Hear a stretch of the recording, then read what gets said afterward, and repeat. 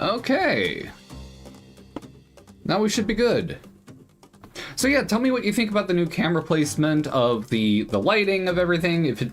My concern with where it's placed is that I will forget where it is and I won't feel like I'm engaging with you as directly as I had been, because it's kind of above me, like looking up. Also afraid that I'm just showing a ton of forehead. But it also seemed like the lighting was a little better, so I don't know. You let me know what you think. We can always go back, we can always play around, change it up.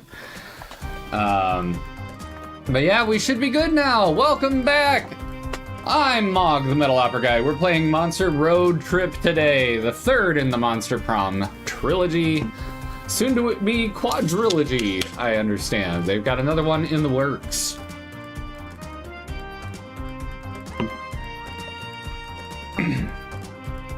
Oh, one thing I forgot was to turn on that multi-stream, and the other thing I forgot was to pull up chat. Yes. This is the confusion that follows a full night's rest. I actually slept last night. Hank actually let us sleep last night. Kind of. He was very sad and vocal again. I don't know what's going on, but we'll just give him lots of love today.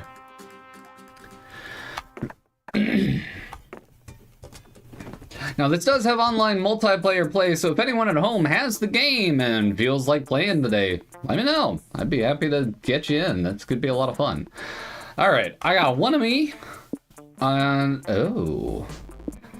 Tell you what, while I am redeeming that pet that dog from Sphere, why don't you guys decide, are we gonna stick with being a good old road tripper, or are we gonna try to be a prank master this time? Let me know. Hello. Hello. You are such a good dog. Yes, you are. Yes, you are. Hank, I just had an idea. I think when we do a let me pet that dog, I can set up a button on my little stream deck that lets me just zoom in over here. We can see you. That does mean I should get a better camera though. Maybe that'll be our next goal. We'll do like a little donation or a subscriber goal for upgrade the Hank cam. What do you think? What do you think? Oh, I think I love you, Dad. You too. My favorite dog. Ugh. May I offer you a bone in these trying times? Just play your game, Dad. I know how it is. Road Tripper, let's do it.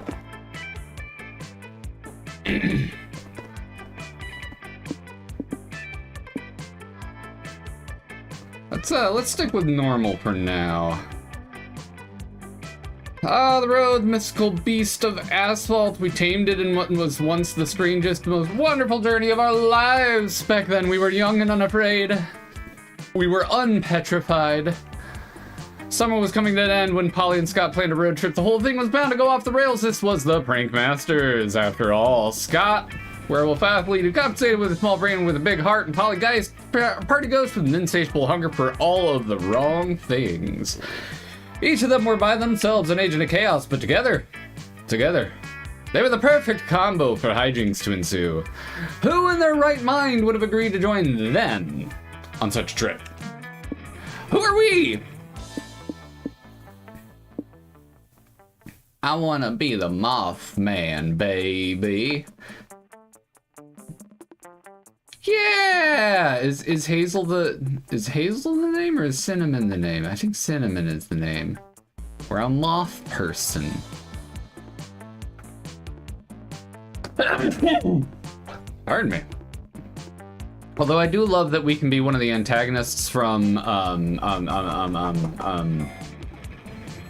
The Kids in the Woods with the Mystery Shack, Gravity Falls. Antagonist from Gravity Falls. I'll do my best. I will.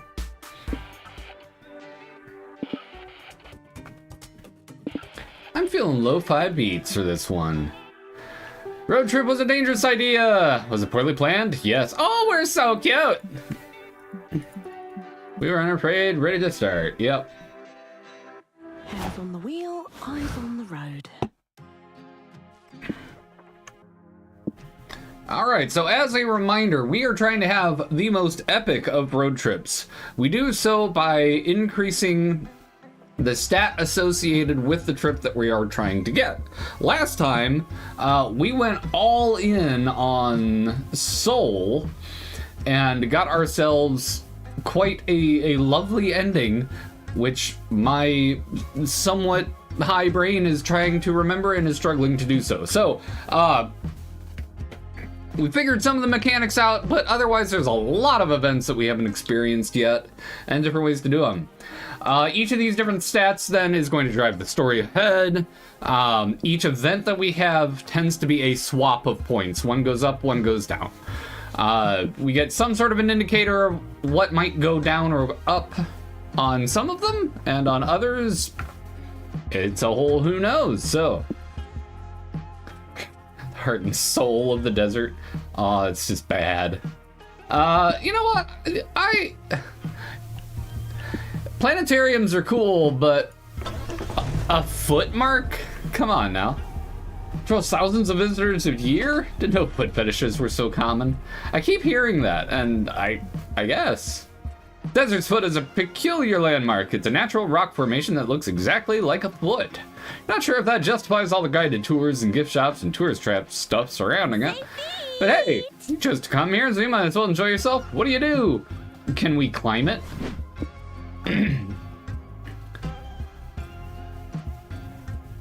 So we'll always lose money, we'll always lose soul.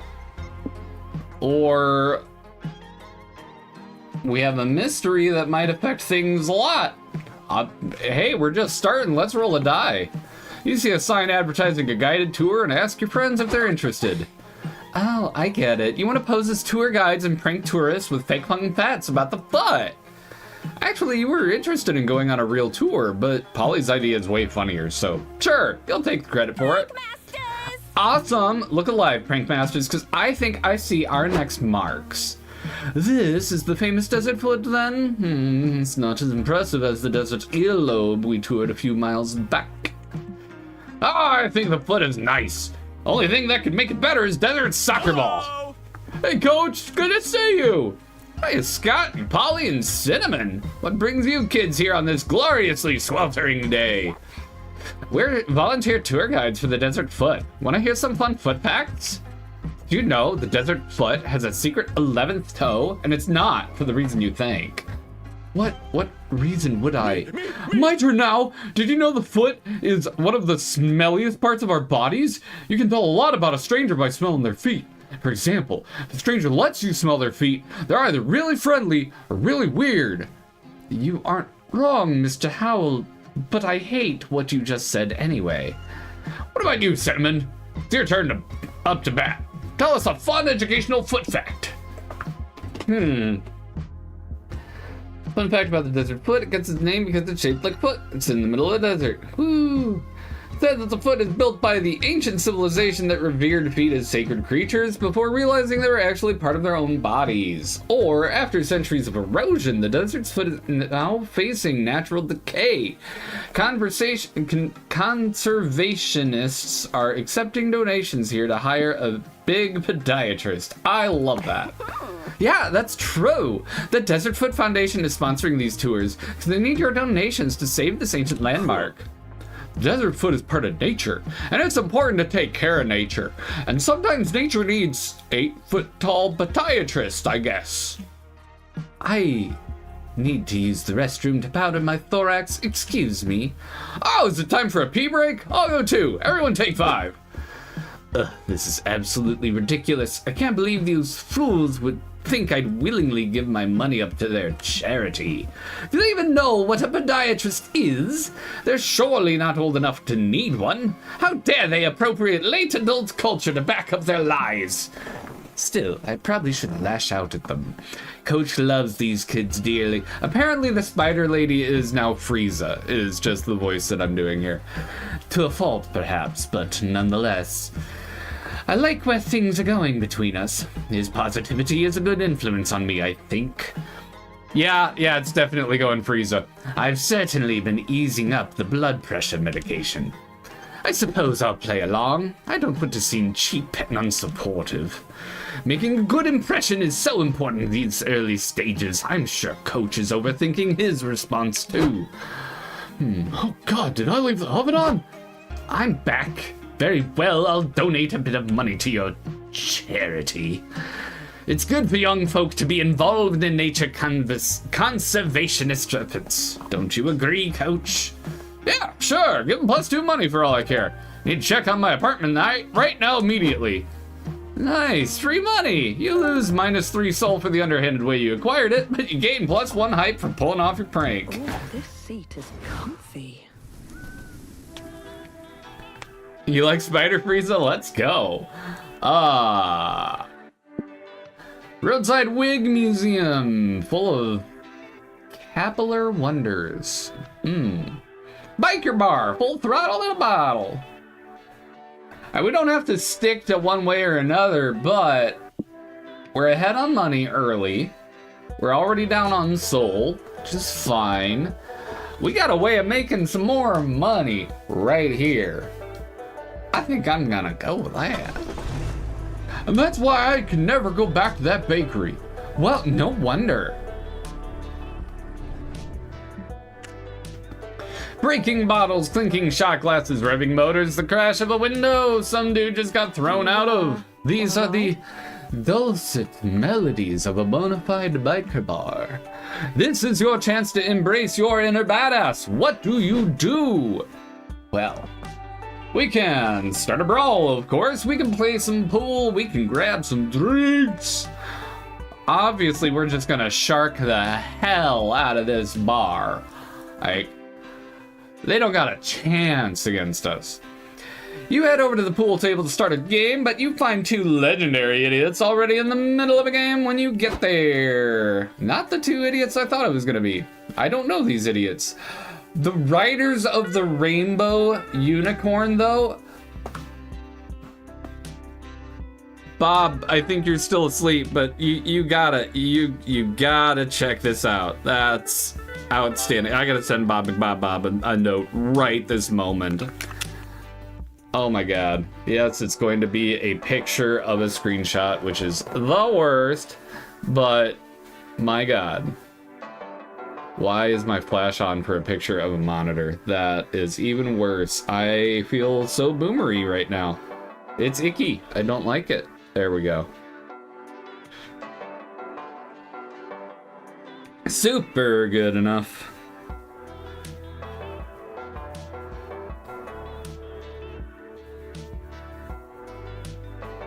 Yeah, I'm just sending it without context. Even better. Yep. Money. All right. I'll sink the 6 in the top left corner pocket, which will knock the 7 into the 8 ball and ricochet them both into opposite pockets. Now, if I block your amazing trick shot with my even more amazing counter move, 4! Suzanne hits the cue ball. Whiskey swings his cue stick like a baseball bat at the cue ball. The ball ricochets off the ceiling and shatters the 8 ball to smithereens. Damn it! You won another round of death balls, my friend. Here's your $20. I'll go pay for the property damages, too. Oh, how responsible of them. Death balls, huh? Can't wait to turn this one into a story of how I died. What are you saying? You think you can withstand the almighty power that is death balls?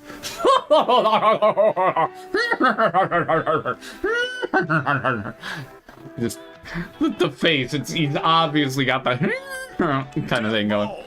Listen, I am the greatest death ball player in the whole bar. No one's ever defeated me, and no one ever will. All the ranting is getting you intrigued. You politely ask Whiskey exactly how Death Balls is played. You dare challenge me to Death Balls at my own table? No. Nani? Did someone say we have a new Death Balls challenger? Yep, Cinnamon over there thinks they got some big brass 8 balls between their legs. I accept your challenge, weakling. You challenged no one, nor do you know how this game is even played, but this is your life now, you guess. How will you beat an all-time Death Balls champion? Now you vaguely want to go get them's fighting herds. Maybe it's on Steam sale. Oh yeah? I think it's like $7 or so. Yeah, if you want to join in, be happy to have you. You don't have to be on voice. We certainly can make that happen though if you want. Are we gonna bend physics with the time-space defying curved shot? Or the sad reality is you will never be better than Whiskey. You must resort to the oldest Deus Ex Machina in the book. The power of love.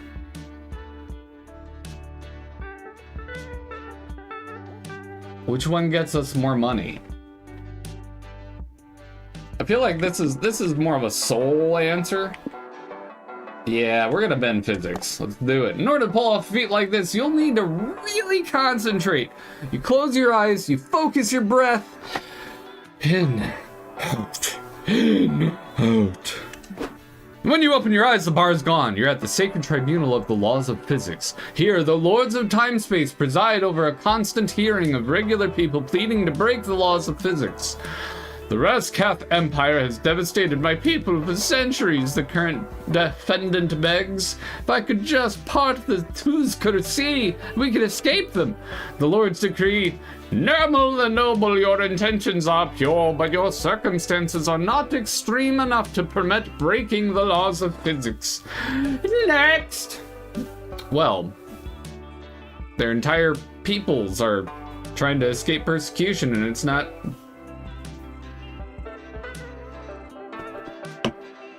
See, Normal, your problem, unlike mine, is that you don't know how to tell a story and how to get people on your side. Now, they certainly empathize. You did capture that side. They're very sad that this is happening to you, but they don't feel spurred to action. It's just another of many weeping, sad tales. You gotta spice it up a bit. You gotta, you know, what's in it for them? What entertainment are they gonna get out of it? And frankly, y'all just being happy going to the other side all like, ooh, we're saved. That just doesn't do it for them anymore. These are the lords of time, not the charity workers of time. Like, You're gonna cross that sea, and then you're gonna build a kick-ass spaceport with X-wings and TIE fighters and you know, all the cool stuff. And then they're gonna go, oh, you know, that might be worth seeing. All right. So that in mind, let's step up to the bat here. The bailiff drags Normal away. You stand up and say you'd like to break physics to win a game of billiards and look cool in front of your friends. The pursuit of coolness is indeed a noble task, says one lord. Yes, and billiards is known to be one of the coolest games ever created, says another. I'm in! You guys fucking serious? A third snaps. Normal can't save his people, but now we're gonna allow physics to break for a fancy billiards trick shot? Well, maybe we would have voted to acquit Normal if he'd had a fancy billiards trick shot to back up his argument. I fucking called it. In a 4-3 vote, the Lords vote to let you break the laws of physics to look cool in front of your friends. Way to abuse the system, champ. I hate that this is 4-3. It's the idiots that unfortunately have the majority in a 7-person court. You return to reality imbued by your new power. You hit the cue ball and it follows an impossible predetermined path. It hits all of the balls, including Whiskey's. Ouch! No, not my balls. It's my secret weak spot. Did Cinnamon just beat Whiskey? Yep. Whiskey forks over the 2 money you were apparently betting with the hand he's not using to hold his aching balls. You lost -2 mind for bending time space, though. Fair. That's reasonable. Oh, them's fighting herds is a 2D fighter. Oh, a Street Fighter, but with totally not My Little Pony character. What? I'm resisting the urge to look it up right this moment, but that sounds amazing. Okay, we can make money at the fortune teller. Or at the hole. Alright, friends, are we going fortune teller or hole to make some money here?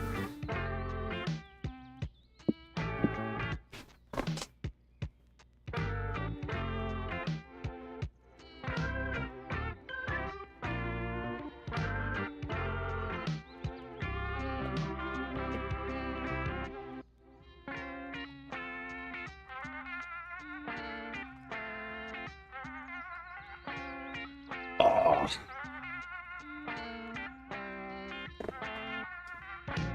I'm gonna give you just a moment longer.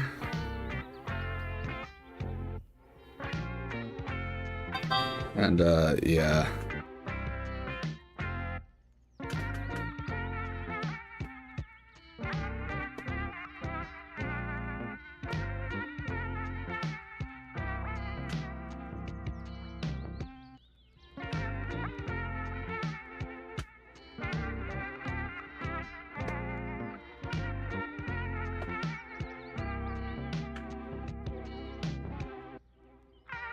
All right, let's go to the hole.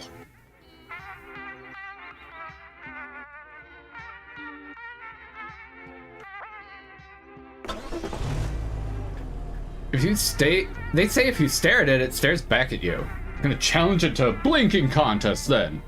I mean, kind of smart actually. A hole in the desert, man. I'll turn anything into a tourist trap, huh? Where's the bottom? Some say the hole is bottomless, but that can't really be true. Can it? Well, since you're here, what do you want to do? Do we want to admire the hole, forfeit material goods, or pull a prank? I think I'm gonna admire the hole. It's a real good hole. I like looking at this hole. You all pick up a guided audio tour from the gift shop and enjoy a tour of the hole together. Listen. The ninth British man on this tape says the first hole was dug over 1 million years ago. I didn't even know we had that many years ago. Man, check out this hole. This is a nice hole. I thought staring into a bottomless pit of darkness would be existential and weird, but it's actually pretty chill. After the tour, you drop off your audio tours at the gate with the nice elderly couple who runs this place. Thanks for the cool hole, you guys. It's been real. They start to wave goodbye, and then the old man bursts into tears. Oh, sorry. Was it something we said? It's, been unreal? Is that better? No, don't worry. You kids were great. The other old man sighs.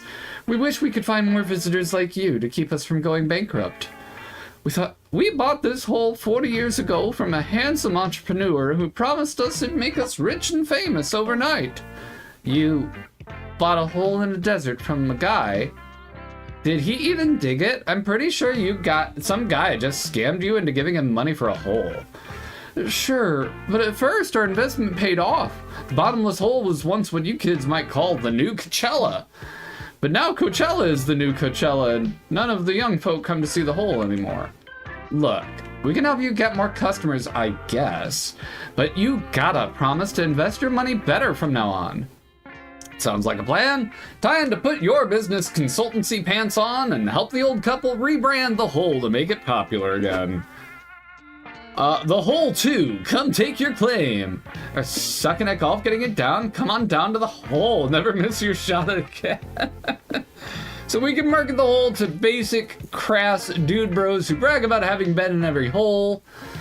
Or we can market the hole as the perfect starting point for very bad golfers. I mean, both have merits. The golfers have a lot of money, certainly. But this might get more people?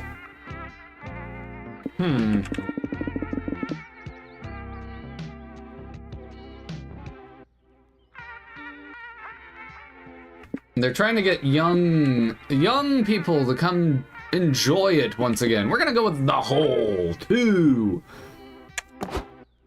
Ugh, that's a cheap shot, Cinnamon. But sadly, I think it'll probably work, even if it costs 2 soul. Well, they say sex sells. Looks like sexism sells too. Soon dudes and bros and whole fraternities flock in from all over to claim their right to being in every hole. Wow, that worked quick! I guess bros really like digging holes. It's not that. These guys just can't stand having their fragile masculinity shaken by being the butt of the joke. They have to be able to say they've been in every hole. It's dumb. Hey, Scott! Good to see our little cousin here. Now we've all been in every hole. Bros! You here to admire the big hole too? Want to bury some bones in it? Damn, little Scotty wants to bone the hole. You're wild, bro. Let's do it. Hooray, I'm being included. Oh, this was worth it just for that interaction. I rest my case. Polly, you are so right. I am with you, girl. I'm just trying to get these two beautiful men a little bit of retirement money, you know? Well, you're not proud, but at least your plan worked. The whole owners pay you +2 money for your consultancy. Driving is so relaxing. I just love the idea of Cinnamon being this little, like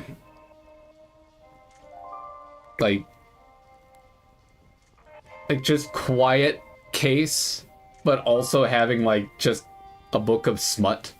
It's just the one that's fascinated with the erotic novels and things like that. Just, I don't know. It's a fun type.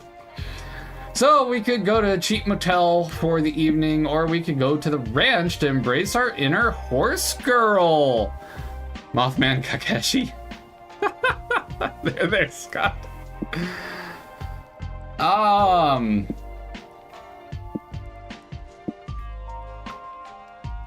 mean, Cinnamon goes they them. We go by they them. So we don't have an inner horse girl, thanks. But I do get what you're putting down. It's not meant to be exclusive. It's just a type. But I think nonetheless, let's see what hijinks we can get to at the cheap motel. And at least it's cheap. Pretty sure that's just Cinnamon's stomach. Everyone can have an inner horse girl? True. There's no shame in sticking to a budget, but honestly, you might have been better off sleeping in the car. Hey, sometimes you just gotta rough it for a night. Build character. At least that's what you tell yourself while you're browsing the abysmal room options available to you. Too late to back down now, though. Which room will you rent for the night? Room that's just a hole in the floor? The haunted room where someone was totally murdered? Or the room with only one bed?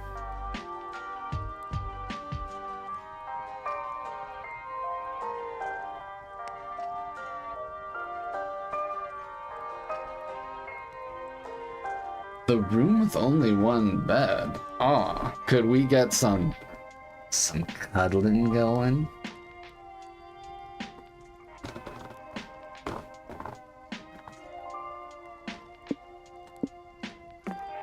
You horny fuck. Don't call me out this early in the morning, game. In front of all these people. And possibly my mother. And my grandmother. You horny fuck. Do it! Nice. I'd love to share a bed with you guys. It'd be nice to have the bros keeping me warm at night. Wish everyone I could bros share their beds with. If I could, I'd share our bed with the whole world so everyone can experience the joy. Fuck it. Wish granted. Let's share a bed with the world, Scotty. Polly posts a Craigslist ad saying, bed sharing party. All are welcome. Soon you've got a line of potential bed sharers outside your door. Is this the free bed? I'm in. I was hotboxing in the parking lot and a nap sounds real nice right now. Free nap, huh? Bucket. I was coming to come back from my break late anyway. That was Hands Guy. Don't know why I pulled that voice out. I didn't even know I had that voice. Ghosts of parties past in the house. Let's slumber the hell out of this party. It's the police. We heard about the free bed. We're here to confirm you haven't torn off the tag on your mattress. We are? I thought we were here to take a nap on duty. Damn it, partner. Told you not to blow our cover. Polly, I think we were a little overconfident trying to fit the whole world in our bed. We pretty much only have room for one more person.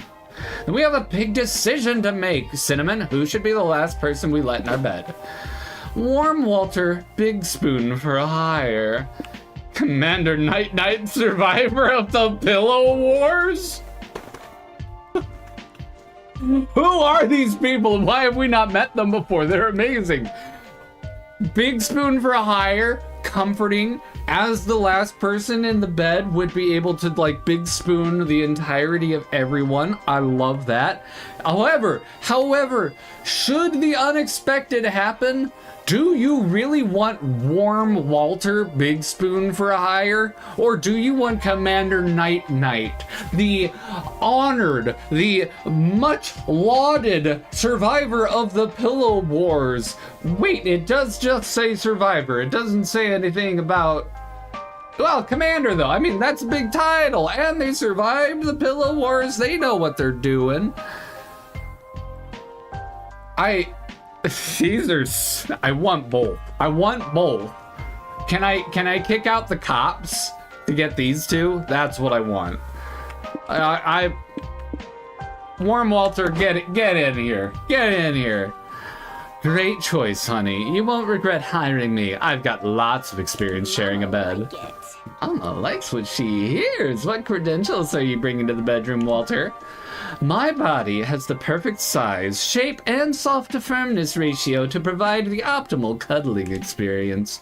I'm also an expert in pillow talk therapy if you need to sort out any thoughts or feelings before you drift off into blissful slumber. And if you get hungry or thirsty before bed, my PJ pockets are filled with snacks and hot cocoa to share. Cuddling and snacks? Is there anything you can't do? Yes. The one thing I can't do is leave you unsatisfied. And it seems I've arrived just in time. Cinnamon, it's been a while since I've seen eye bags as big and stress-induced as yours. He sees me. He sees me, y'all. Are you, by chance, on a wacky road trip with volatile, unpredictable friends? Damn. Is it that obvious? Yes, but don't worry, honey. My deep tissue snuggle therapy will fix you right up. Holy shit. Warm Walter gives you the spooning of a lifetime. Never have you felt so rested, so relaxed, so loved. Oh, if this were the trope, we'd be expecting the horny and then not able to actually act on anything, and we just get cuddled all night and we're like, just, I'm happy about it, but I'm upset.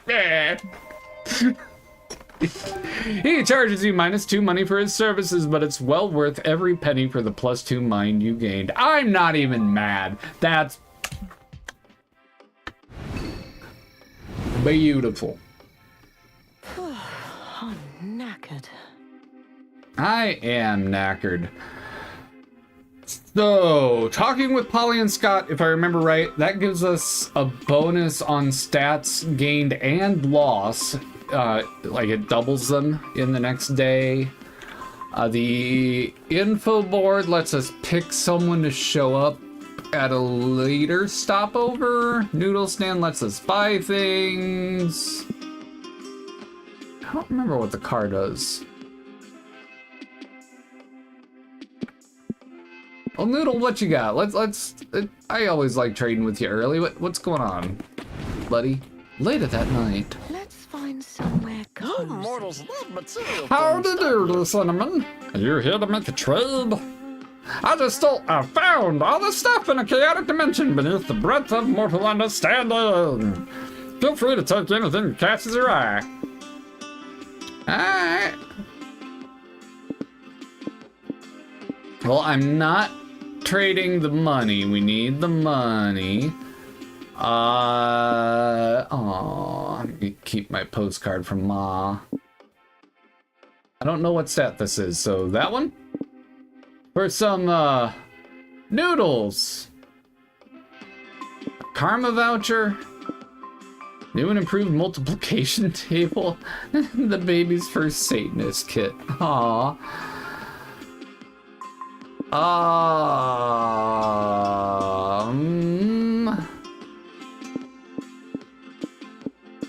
Why does he look He looks nervous with both of those. Okay, I don't think we need the karma, but multiplication is probably mind.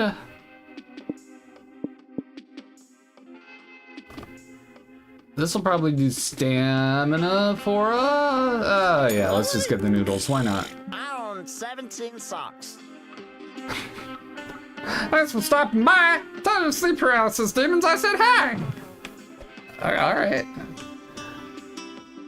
Okay, we are on our way to 25 money.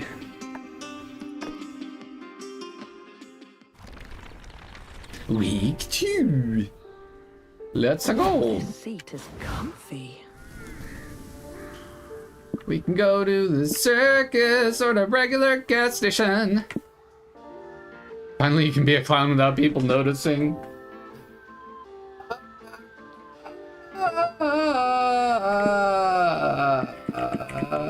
Let's make some money at the circus. Guys, I'm pretty sure we've seen that cactus before. Is it like a celebrity cactus? That's not... Oh, Scott. Oh, Scott. You, Polly, and Scott grab some popcorn and head to your seats to watch the circus. On your way there, the ringleader runs up to you. Hey, he whispers, I suddenly lost some of my performers to a soup-related accident, and I desperately need an act to cover them. And I thought to myself, if I randomly checked with the audience, I might bump into actual trained performers willing to join us. The rationale of this man is quite questionable, but you were born to embrace nonsense, so you tell him you're circus performers. Fantastic! What sort of act can you do? Jugglers definitely gets us money. Aerialists, though?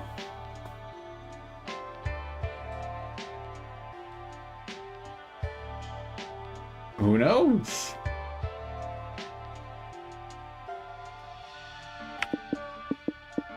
Ah, fuck it. You and your friends sign up to be acrobats. Might be dangerous, but today's the day you suddenly... But today isn't the day danger suddenly becomes a deterrent for your choices.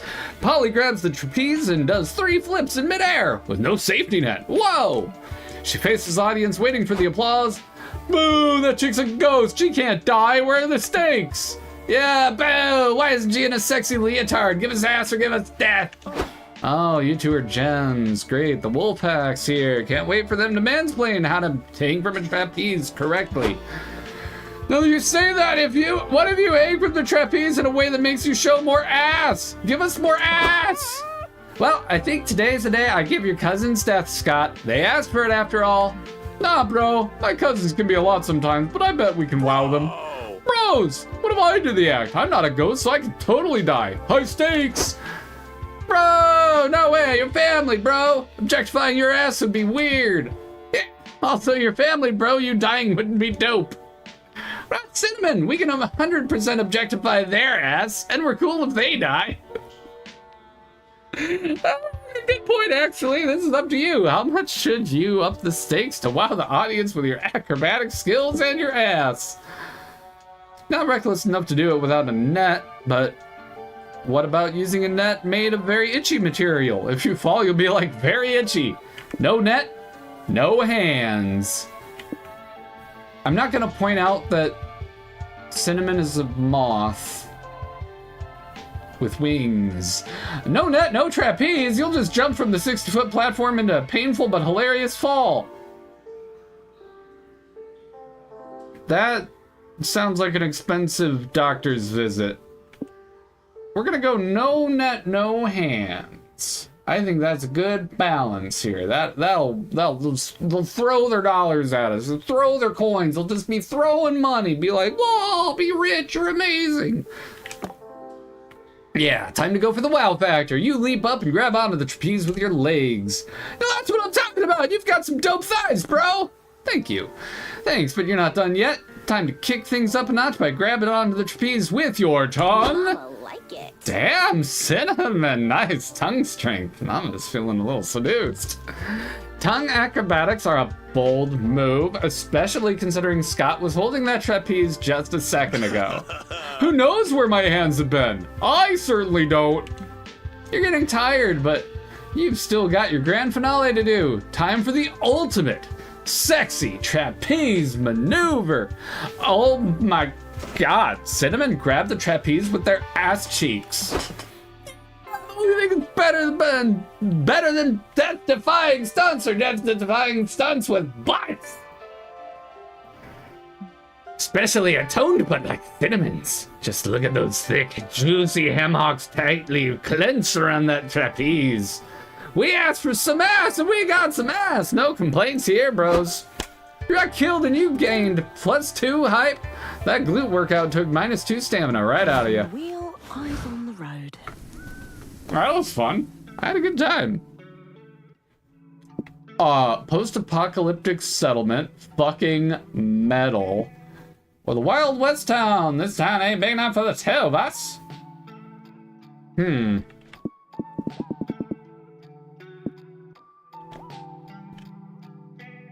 I mean, come on now. If you think about it, roads are like streets for cars. Whoa, Scott, deep.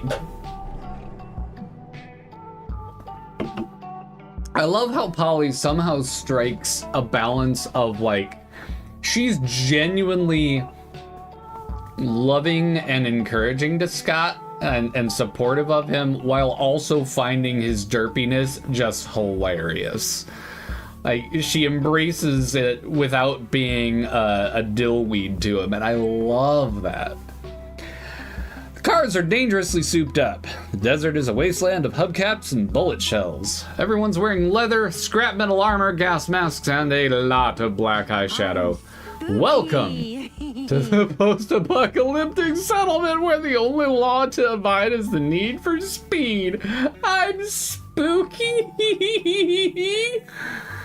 Oh, Cinnamon.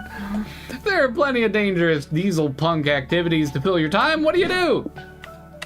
We could race to the death. We could get our own post-apocalyptic glow up, or we could fight to the death.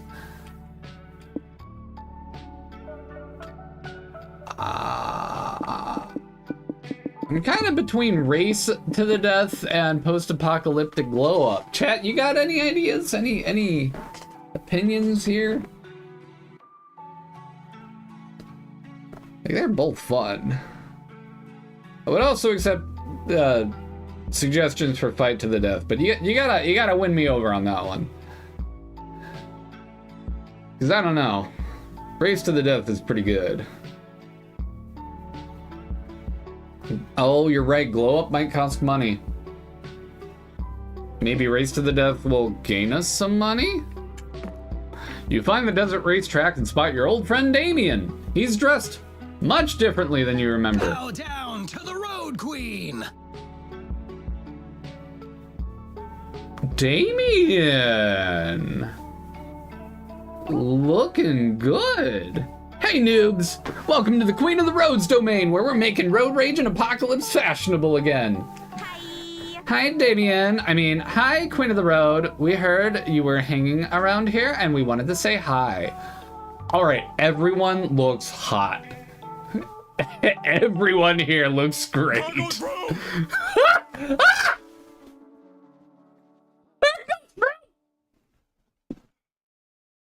Scott!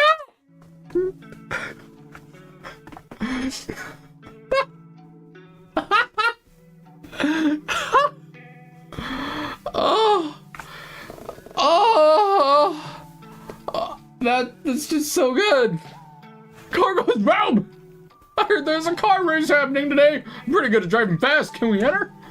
Sure. You'll be racing in the season premiere of the Queen of the Roads drag race. You're honored, I'm sure.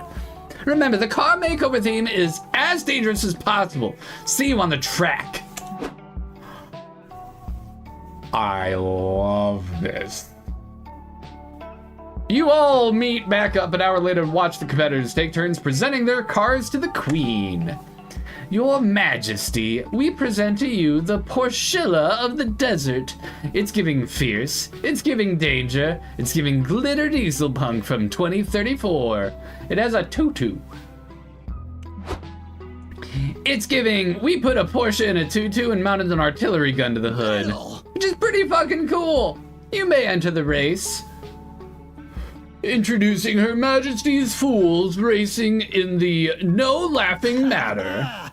I can't promise I won't be laughing when you blow yourselves up, but fuck it, fireworks show on wheels is in.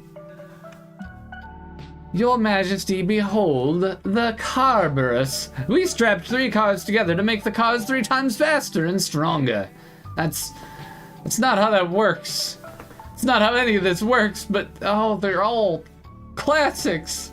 I don't think that's how. That's genius! You're in. You guys can be my royal vehicle scientists if you survive. Guys, we're in trouble. We only have 1 car and it's not very fast. We need to find a way to make our car at least 4 times faster and stronger. Scott's not wrong. The Oldsmobile won't win this race without a few upgrades. What do? You spend money. Need more horsepower. Siphon power from some horses and transfer it to your engine. That's how that works. This car needs a true desire to win.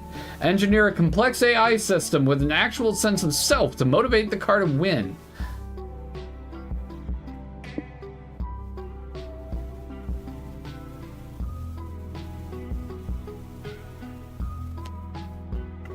Why are... Oh, both of these are bad.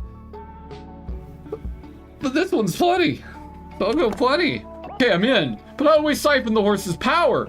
Scott, that was the whole... You were the crux of the plan. Was if you don't question it, you just find a way to make it happen. And you're questioning it here. And I don't have an answer for you, which means we don't have a plan. My plan was for you to just do something. The Deus Ex Machina it. No idea. You realized you've missed class today. They taught this specific spell, but no worries. You just need to be resourceful. You tell Polly and Scott you'll get the horsepower you need while they prep the car for the race. You return a bit later. Sup, boo? We've been getting the car ready just like you said. Look at all these cool decals! I suggested the flame decals to make it go faster. Everyone knows a car's speed is directly proportional to how many flame decals it has. I added the puffy unicorn stickers to give the car more horsepower. That was the goal, right? Sort of. Car looks like it was decorated by a 6-year-old pyromaniac. But never mind that. You have what you really need. A jar of horsepower, siphoned from 20 purebred stallions. Wow. Horsepower is more viscous than I was expecting. Who cares? Don't ask questions. You pour the horsepower all over the engine and start the car. Well, the car does sound faster now, but the burning horsepower smells weird. Where'd you get it from? Don't ask questions. Nope. Nope. Don't want to know. I think everyone would be happier if you just raced this race in blissful ignorance. Yay, go team. You win this race with the upgraded car. You gain +2 magic from that incredible horsepower. Sure, you lost -2 soul for how you acquired said blissful for the horsepower, but explaining exactly why would violate that blissful or ignorance clause, which we're not going to do. We're going to move past this. Yep. Everything. Horse necromancy early in the morning. Oh, it's so much worse than that, Bob McBob. Morning, Corwin Gath. Morning, everybody. Hey, so, we can make some money at the con, and we can make some money at, the cult headquarters. Wow. Depending on the con, these could be the same thing. This could be the Scientology, this could be the Star Trek, you know. Anyway, what are we doing here, chat? These are both great. Are we going to visit the con? Or are we gonna go make some money off the cult? Or make money by joining the cult? As of yet, unknown. Con? Oh, Sphere. Good. You assumed it was not necromancy. You assumed... I'm not gonna break the blissful ignorance clause. Why is this road so uneventful? An event!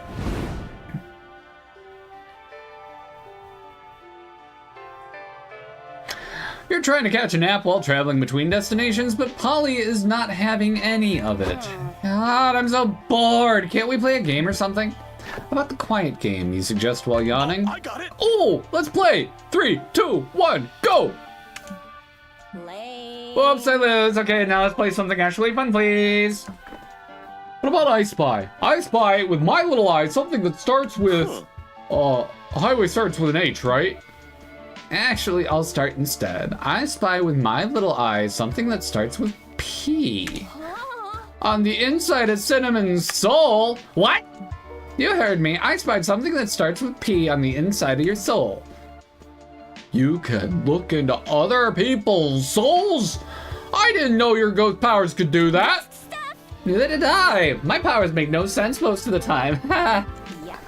Or it could be that the acid I took earlier is finally kicking in, and I'm totally hallucinating that I can see souls. Who's to say?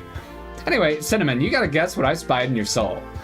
How am I supposed to guess that? It's not like I can see the inside of my own soul. But it's still your soul. Come on, Boo, just try and guess. What do you think I spied? A dormant passion for crafting artisanal marmalade, the most annoying of all hobbies, or a prisoner embedded in your spirit. It'd explain the evil thoughts that live rent-free in your brain. Oh my, one of these sounds like it costs soul, and I have very little of that. One of these is lame.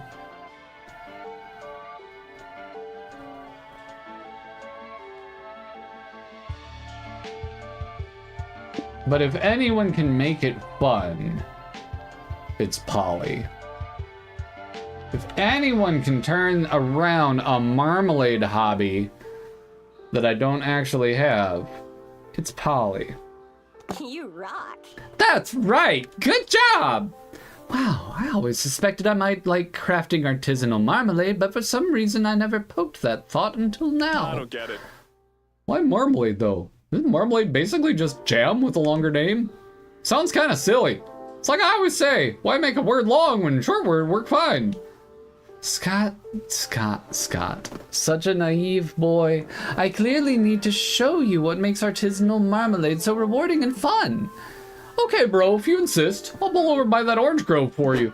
Yay! 3 hours of preserving oranges later. Can we sell our marmalade? I've been doing this for a while, Cinnamon. When does the fun happen? Boo. Honestly, I couldn't care less about this shit. Can't you make marmalade when we're back home? No! Artisanal marmalade is my fixation right now, and I'm gonna ride that wave of manic productivity until it crashes. Bro, why you gotta come at me like this? Game. Come on. We don't have that kind of time. Can't you see that our hype is decreasing at an alarming rate? We need to go before we risk losing more. I'm sure you understand. But, Cinnamon, this car is leaving with or without you. Put away your mason jars. I have a mason jar waiting outside. And let's get going. Fine. You'll just have to preserve your passion for homemade marmalade and shove it back to the furthest shelf of your subconscious for now. But you vow that when this road trip ends, you'll reopen that jar and spread this newfound joy on the toast of your life. You lose -2 hype, but you gain +2 mind. It's alright. Yay, a con! It's a perfect place for you to be your authentic nerdy self without fear of judgment. There are cosplayers, merch vendors, panels, gaming tournaments, overpriced food, so much to do, so little time. What activity do you want to try out? So we could join a gaming. Okay, if we're joining a gaming tournament and making money off of it, we're probably winning. And if we're winning, I'm having fun. But let's see what these other two are at least. Attend a fandom meeting. Walk the floor. Fun. No, we're doing the tournament. You find your friend Zoe checking out a poster for an esports tournament happening at the con. Hey guys, you entering the Dragon Heat Fighters XXX esports tournament too? There's a cash prize. Sports. Mog is the anti-hype? Yeah, true. Oh, they put sports on computers now? The future's amazing! Thank you, Scott! Exactly! You're so open-minded. I love you. I've never played this game, but I'll give it a try. Scott and Zoe enter the tournament. She gets knocked out in round 3, but Scott's still going strong. He's incredible. He's pulling off such unpredictable combos that the pros can't keep up. Thanks! My strategy is just keep hitting random buttons and hope for the best. Turned out really well so far. Somehow Scott makes it all the way to the final match. He's up against Igor Kolonishkov, the Dragon Heat Fighters reigning champion. Oh, it just connected that this is Dragon Heat. Oh, it's a spicy fighting game. Shit, Scott's in trouble. Igor's a fucking juggernaut. He was biologically manufactured by the USSR to dominate every video gaming tournament on the planet and bring pride to Mother Russia. Seriously? Didn't the USSR end like decades ago? Did it? Did it? Asks Igor disinterestedly. All of his button-pressing fingers have washboard abs. I did not notice. I was too busy destroying puny Americans in video games. Literally, how does that make sense? Igor ignores her to mean mug Scott. I must break you, dog, he spits. I will crush you to bone meal for destroying the USSR, capitalist scum. Sorry, bro. Did I break the USSR? Bro, I had no idea. Sometimes when I become Wolf Scott, I break things without realizing it. Sorry if I broke your thing. The only apology I will accept is your blood in my superior gamer hands. Prepare to perish. Pressing random buttons won't save Scott this time. Quick, think of a way to help him win the tournament. Scott needs more skin in the game, higher stakes. Tell him you'll break little Billy's legs unless he beats Kalanishkov. Conjure the spirit of a great warrior to possess Scott's body and fight. It's time to summon Genghis Khan, scourge of fighting games.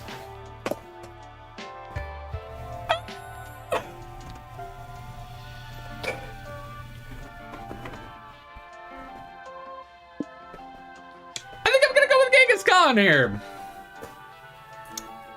We're a little short on soul to be telling Scott we're gonna break little Billy's legs. Yes, the Mongols were mighty and Khan's grandkids defeated Russia in the past. You use -2 magic, summoning Genghis Khan's spirit into Scott's body. This is gonna button mash too. Whoa, this is different. When did I get alive again? Why am I so hairy? Thank you for the hydrates, Bob McBob. Wet blanket syndrome.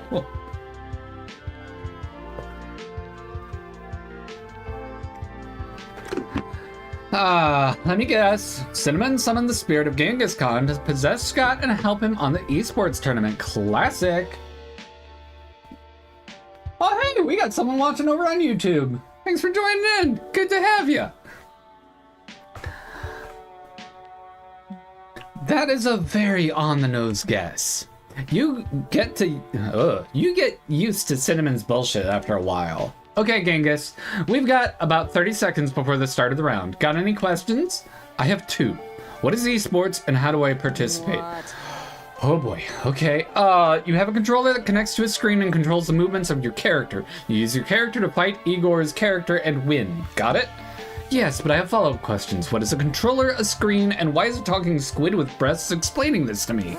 Fuck it! I'm just gonna use my eldritch powers to plant 800 years of world history and video game expertise in your brain. Hold still! Zoe touches Scott Genghis's forehead with her tentacle, and he screams like he's being burned alive. Neat. Oh! I understand now! The ultimate esports strategy is smashing all the buttons randomly until you win. Also, you guys went to the moon? As in the moon in the fucking sky? No time about that. We can't talk about that. We gotta get to the competition begins, and Genghis whips Igor's ass with his button mashing skills. Woohoo! Awesome, bro! Hey bros! I don't really know what happened, but I think we just went to the moon. And also I get +2 money from those nice judges over there. Let's get lunch. Hands on the wheel, eyes on the road. That was a thing. We have a charming village, an idyllic little village where absolutely no atrocities ever take place. Or an abandoned village. It won't be hard to find a park spot. We could get our soul back up a bit, but it probably involves spending money. Who knows? Well, there's no chance of gaining money here. There's a possibility here. Let's go to the charming village and make an atrocity. Love pranking as much as anybody, but I don't like being completely soulless, you know. This idyllic little village is filled with flowers, maples, and celebration galore. it's giving. I can't remember the name of the village, but it's in Elden Ring, far to the north of the capital. And that's not a good thing that it's giving that, for those who are unfamiliar. That is something I've been considering, is I did all my Elden Ring gameplay on PlayStation previously. I'm kind of considering buying it on PC and starting fresh, if that is something that people would enjoy either seeing on stream or recorded. Let me know. Anyway, gotta be something weird going on here. Nobody's this happy all the time. Can go wrong. Maybe you're just being paranoid. The chance to have fun. What do you do first? It's giving Midsummer. Yeah, he bugs you too. So we could meet the locals, we could join the celebration, or we could visit the shady landmark, which is definitely gonna lower soul. Well, we don't want to lower soul, we don't want to lower money. Let's meet the locals. You're checking out the idyllic little neighborhoods in this strange village when a local family calls out to you. Welcome to our home, outsiders. Oh, none of you have skin.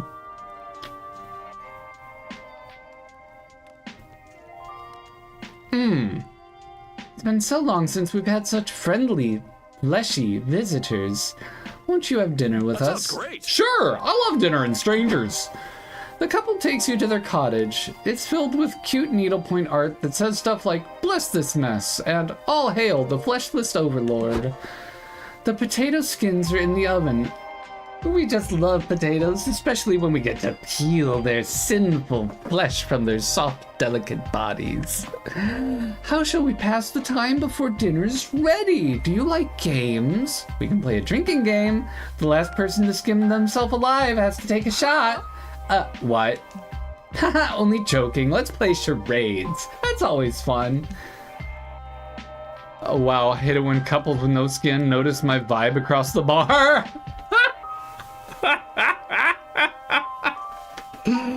Oh, Doug, man, the stories you must tell me. The wife goes first. She holds up 6 fingers. Then she pantomimes scraping something off her arms and screaming in agonizing pain. I know you're sacrificing your skin to Graftomet. That's 1 point for us. Alright, I gotta ask, why the skin fixation? It seems like something you two are really passionate about. Yes, thank you for noticing. We peeled ourselves long ago so that we could be remade under the light of Graftomet, the fleshless overlord. So, where are your skins now? Did you eat them? Did you donate them to charity for furless dogs? Oh, no, we just kept them. We thought they'd come in handy someday, but they've really just been gathering dust in the hall closet. Could we have them? That's an odd request, but I don't see why not. Whoa, free skin! I can't wait to do so many things with it, like, Hey, Cinnamon, what do you do with free skin? Scott, I don't know, you can use it as an alternative option for those moments when you don't feel comfortable in your own skin. Or we could use it to design sexy, fashionable outfits that redefine the notion of showing some skin.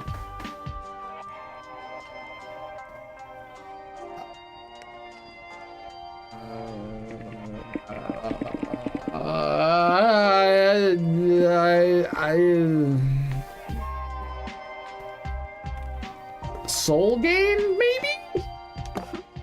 Okay, I was just gonna make a mini skirt out of it and call it a skinny skirt, but that's cool. You can have your character arc. Oh, so you will wear even more skin. Double skin. Oh, if I get more of them, if I get 3, does that mean 4? Scott, no. Scott, no. Buddy, don't do that. Don't do that.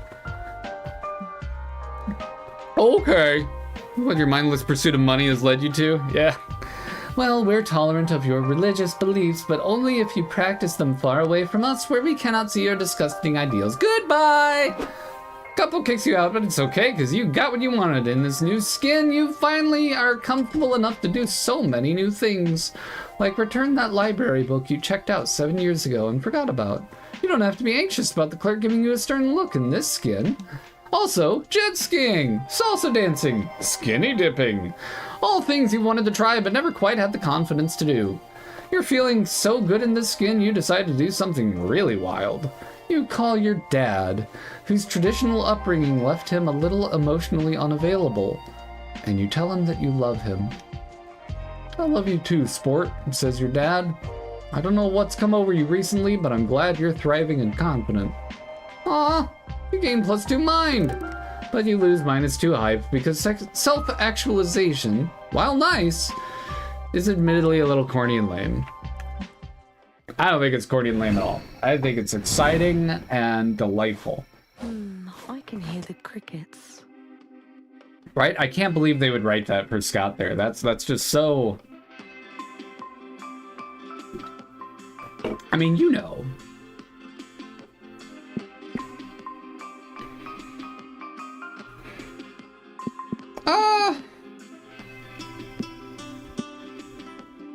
Let's check out who's at the car.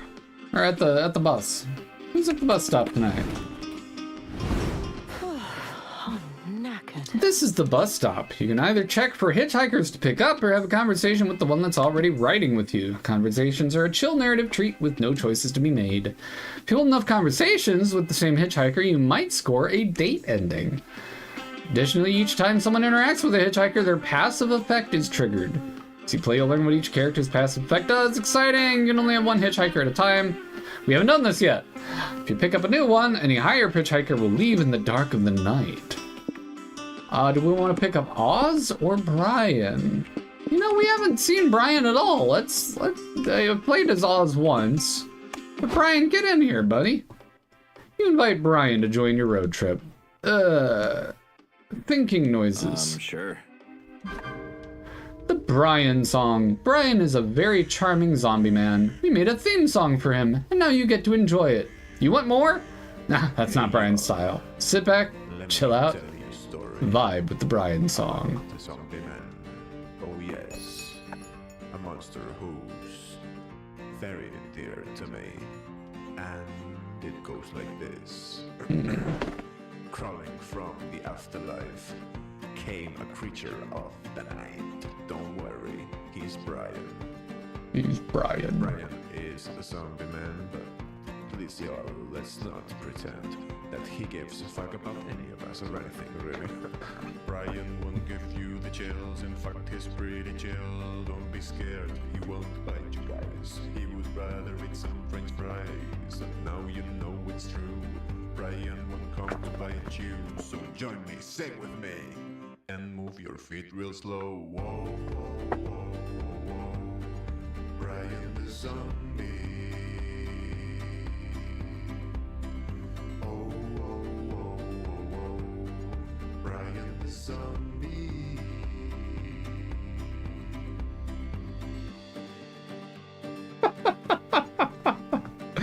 Brian always wears the same jacket. If he gets any hate, he says fuck it.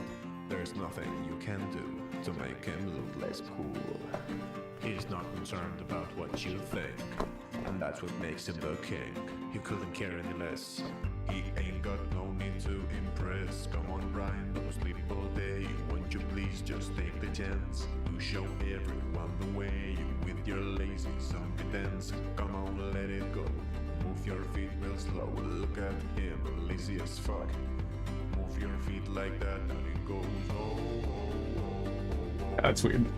Brian the zombie, zombie man. He's a zombie man, and he goes. Oh, oh, oh, oh, oh. Brian is a puppy. Zombie man, zombie man. Chill out, there's nothing to fear. Brian zombie craze is here. Come on, Brian, let them know.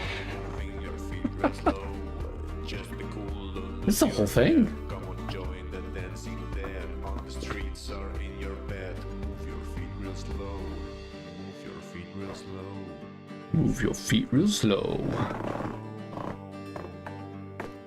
Brian the zombie.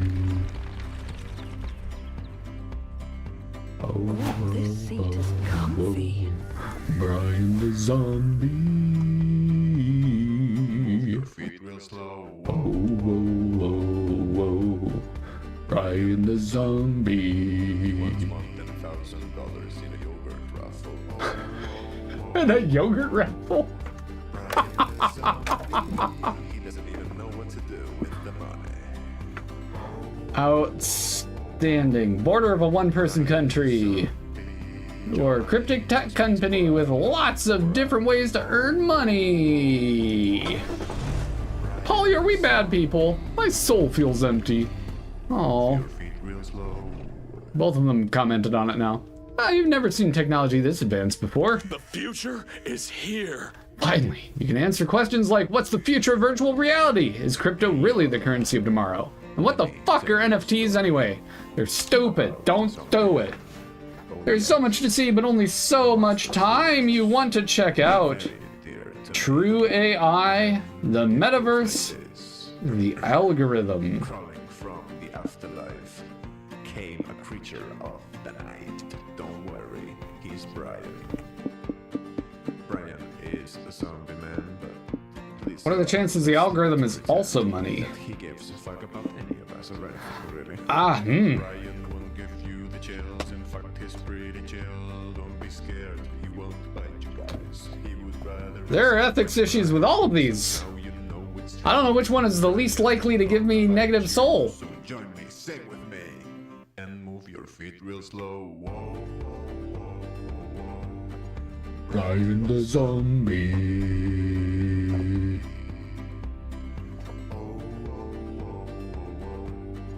Brian the zombie. Anyway, chat, what do you think? True AI, the metaverse, or the algorithm? What should we go look at? This is our opportunity. We can pull back the dodecahedron of the Googles, of the Bings. AI? Real Lath is going AI? I want to get more than just the first one. Oh god, the sweat pits. Oh no. I just need to not ever raise my hands. That's what I'm learning from seeing the video. That, or I just need to shoot from like here up, because yeah, that gets bad.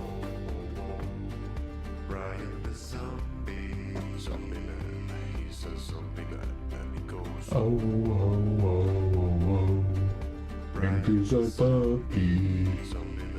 He's so sleepy because he was up screaming all night for no reason.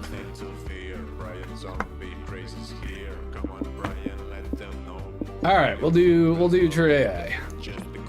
You walk into a room full of elegant people. There's a pianist, waiters serving sushi, and some engineers taking notes. Ah, guests, says one engineer. Welcome to the showcase of our latest invention, an AI that can pass for a regular monster. We're actually doing a publicity stunt right now. There's one robot in the room with us. If you can correctly guess who it is, you'll win a cash prize. Oh, that's crazy. Polly, are you the robot? I don't think so. I can dance, robot, but that doesn't mean I am one. What about you, Scott? Are you the robot? I don't know. Can a robot be a good boy? If it was programmed to be that way, sure. Really? Then maybe I am the robot. I can't believe I have to say this, but no, Scott isn't the robot. How do you know that, Cinnamon? Are you the robot? No, none of us are the robot, obviously. Sounds like something a robot would say. I'll let it go for now, but you're on thin fucking ice. Well, if none of us are the robot... This song, I'm sorry. It's just so good. How are we gonna figure out if none of us are the robot? How are we gonna figure out who here is the robot? Well, we could pretend to be dismayed by every conversation that we hold as an excuse to throw our drink over your interlocutor as a sign of strong disapproval. Those are big words for a mog this early in the morning. Or we can start conversations on topics that would be hard for a cold, logical mind to truly comprehend and see who cracks first. As an excuse to throw your drink over your interlocutor as a sign of strong disapproval.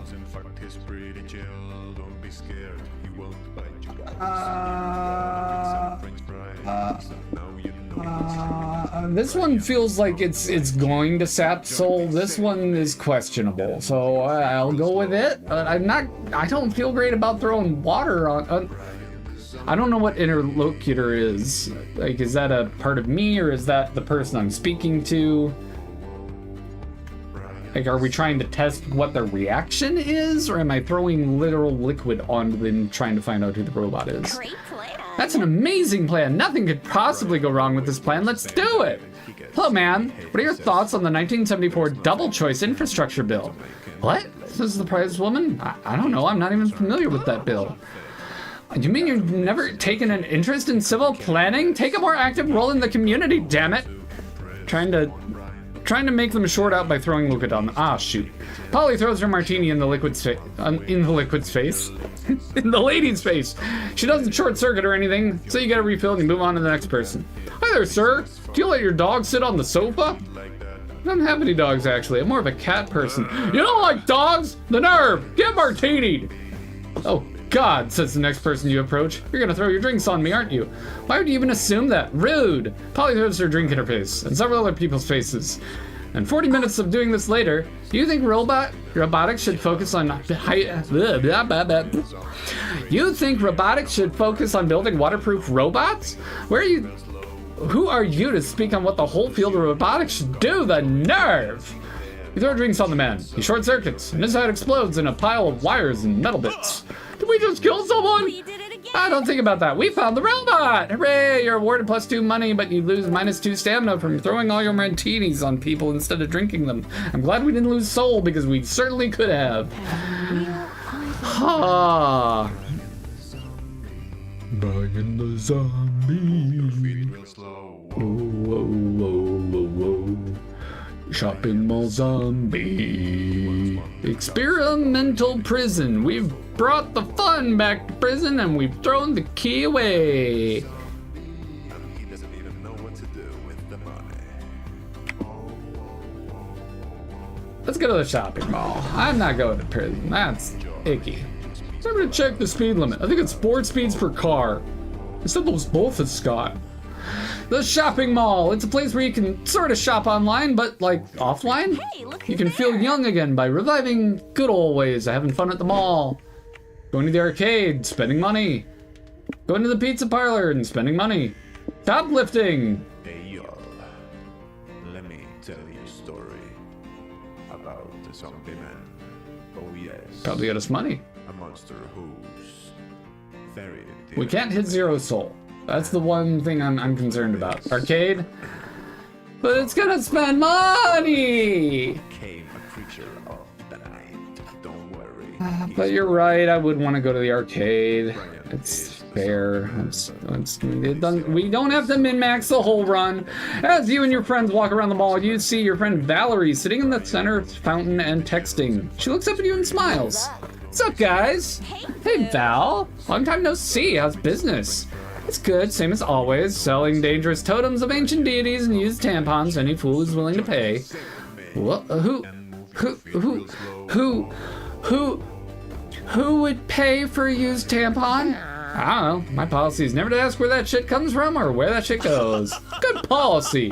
I also choose not to think about where my poop comes from or goes. Great minds think a lot, Scott. Anyway, I'm taking the day off and having fun in the 90s way, celebrating peak non-critical capitalism at a shopping mall. Wanna head up the arcade with me? Oh, yes! Welcome to my mall, target demographic.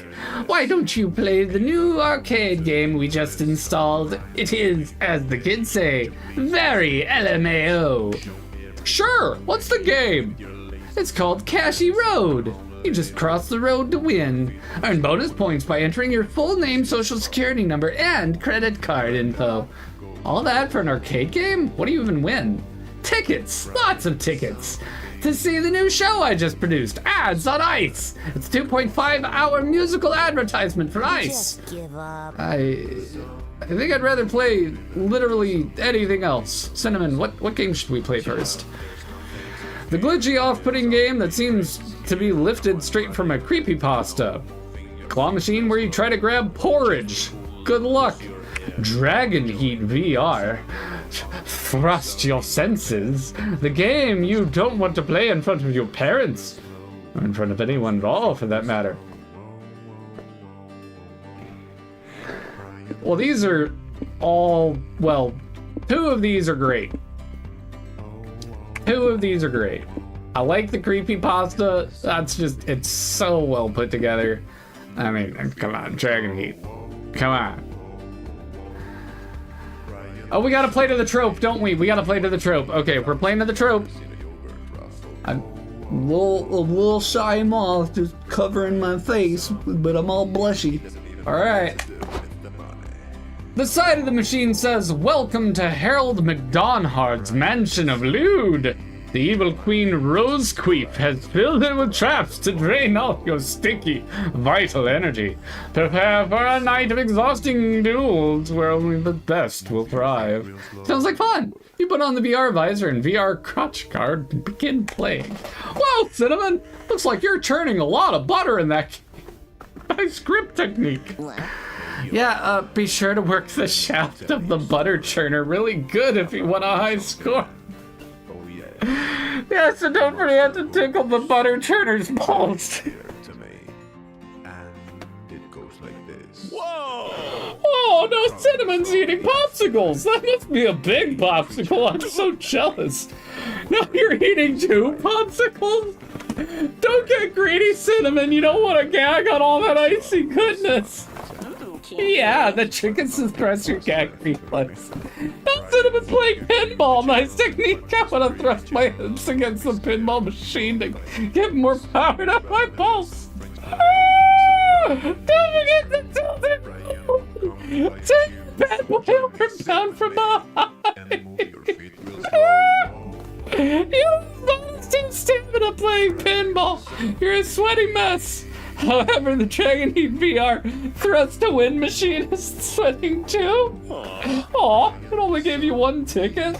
That sucks. I thought you did really well. Oh no. Oh no. Ah. That's not a ticket, that's the machine's phone number. Nice. Good work, Cinnamon. I've seen lots of people underperform on this game before, but you fucking crushed it. Hell yeah. This has been more cardio than you usually do, but you gained +2 hype. You can't complain. Driving is so relaxing. Oh my god. What's even worse is knowing that I would play the game that does the most cardio at the arcade, because if they have Dance Dance Revolution, I'm playing. I'm playing every time. Doesn't matter how old and creaky I get, how bad I get. I gotta try. I gotta see how bad that particular dance mat is, and then blame everything I do poorly on the mat's condition. Come on. Oh. Yep, this is on the internet already. Wahoo! I guess I have a short now to make. Well, we got an art exhibition. Is it a paint splatter or a clever critique of consumerism? You decide. Or LARPing. Why be chaotic good when you can be chaotic great? We can make money at the art exhibition. Or we can LARP.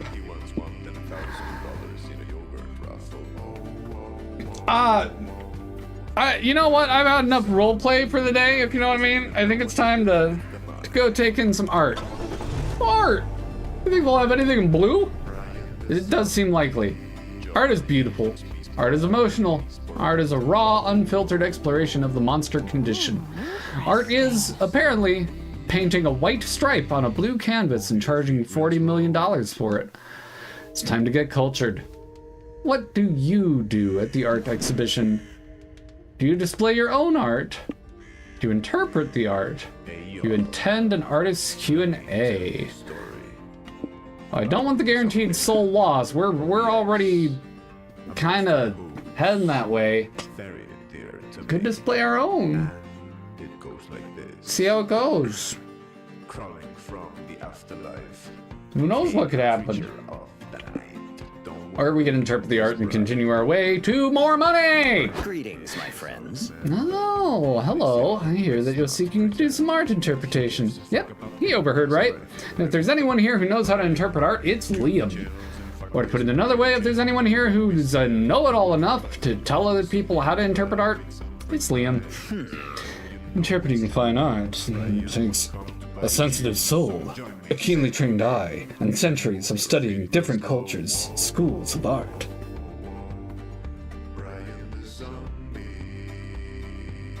Oh.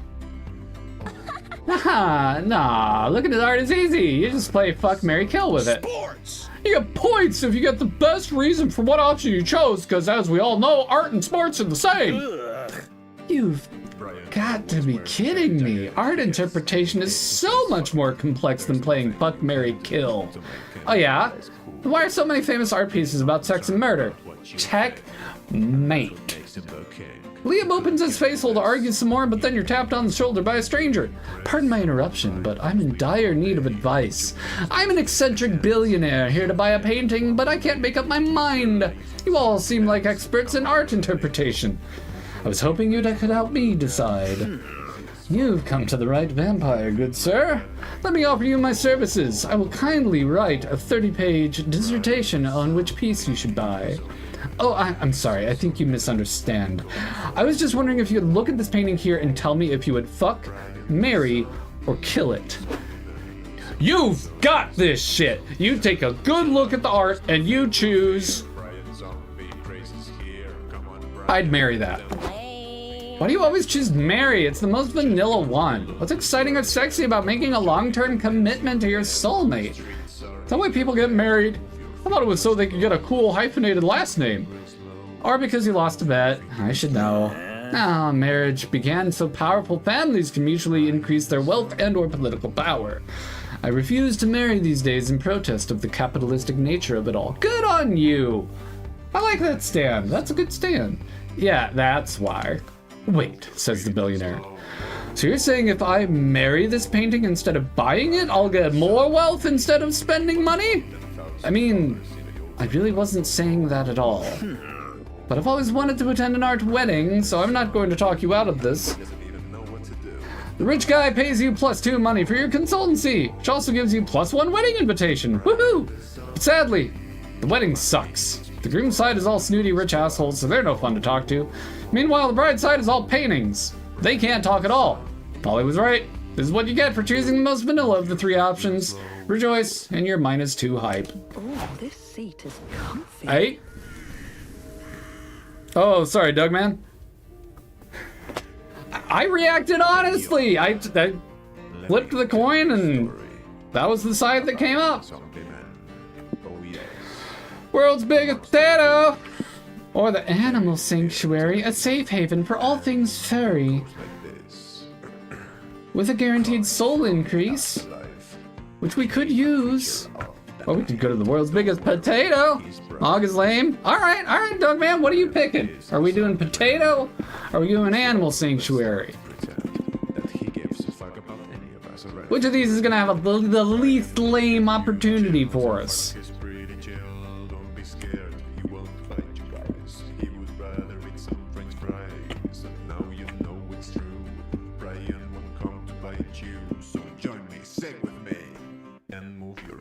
Slow. Oh, okay. All right. I'm getting the die out then. All right, I rolled a 1. That means potato. Why does it mean potato? Because of rules that I declared in my head and forgot to say out loud that odds were potato and evens were the other one. Behold, the world's biggest potato, so large, so starky, so wretched. I can't speak today. What is going on with my brain? So ripe for the creation of the world's largest plate of French fries. There's plenty to do besides stare at this agricultural marvel. What do? We could research the potato, we could feed from the potato, or we could benefit from the potato.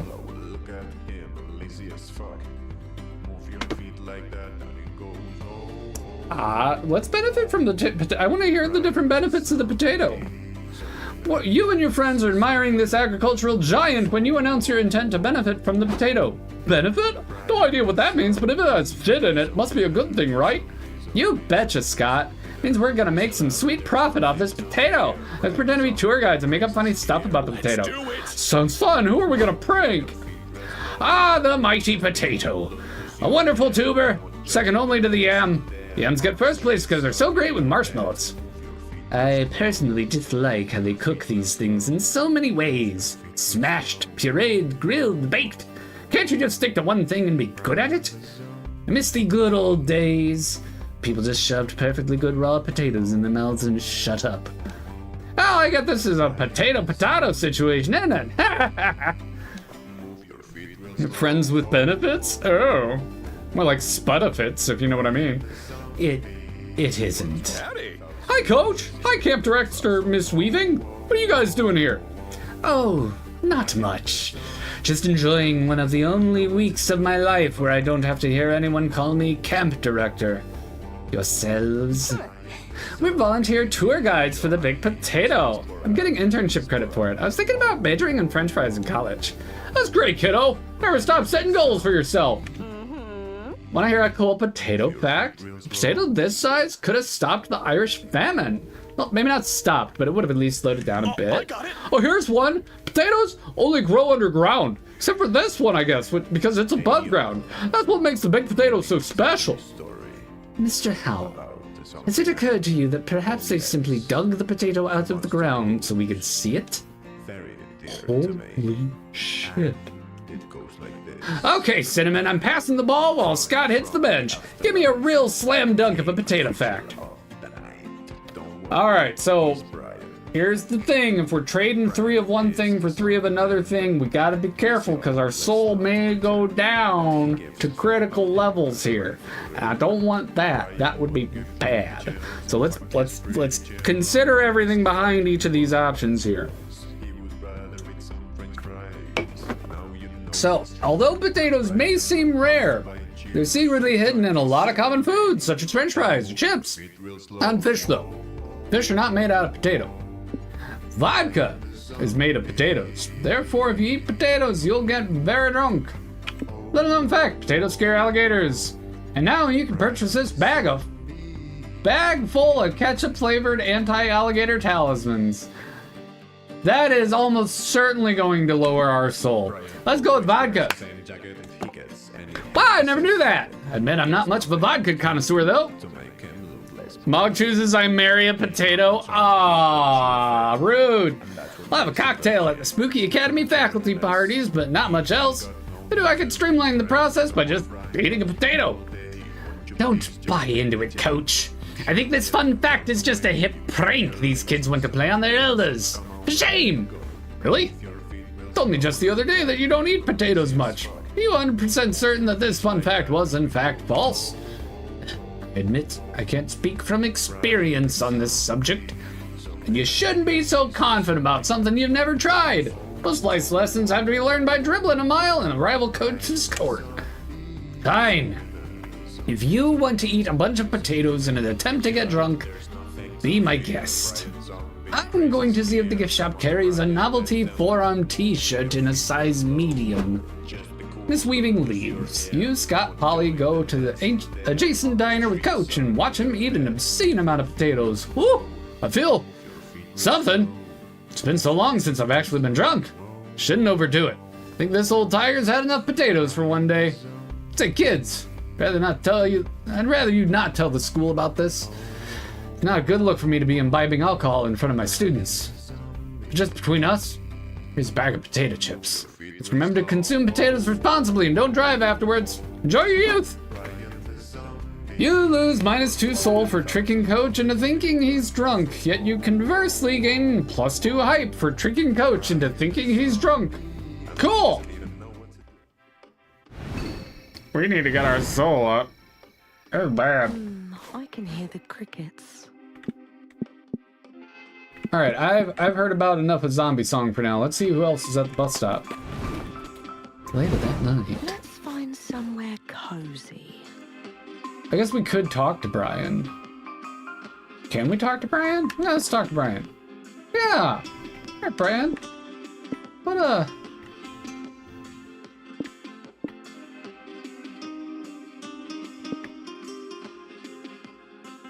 What was that? Yeah, right. Well, we can't hit 0, or we lose. So yeah. Tell me about yourself. Maybe that'll help my soul, and it'll be a good interaction too. Yeah. None. Like 0? Sitting, my favorite activity. Yeah, I don't know. Everyone always seems so stressed about goals and ambitions and whatnot. Who cares, really? Stress is just not my thing, Cinnamon. I guess that's another way of looking at life.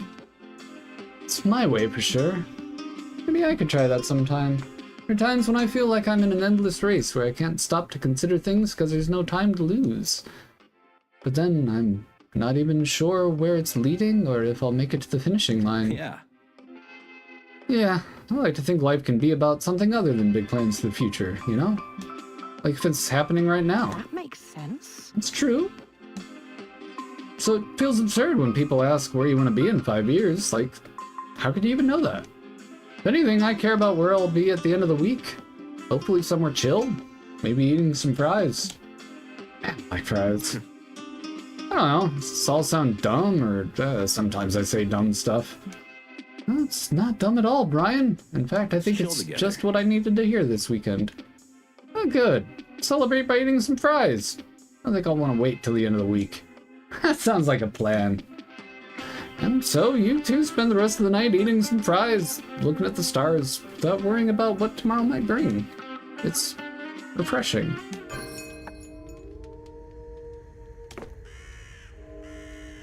Oh. I actually really liked that.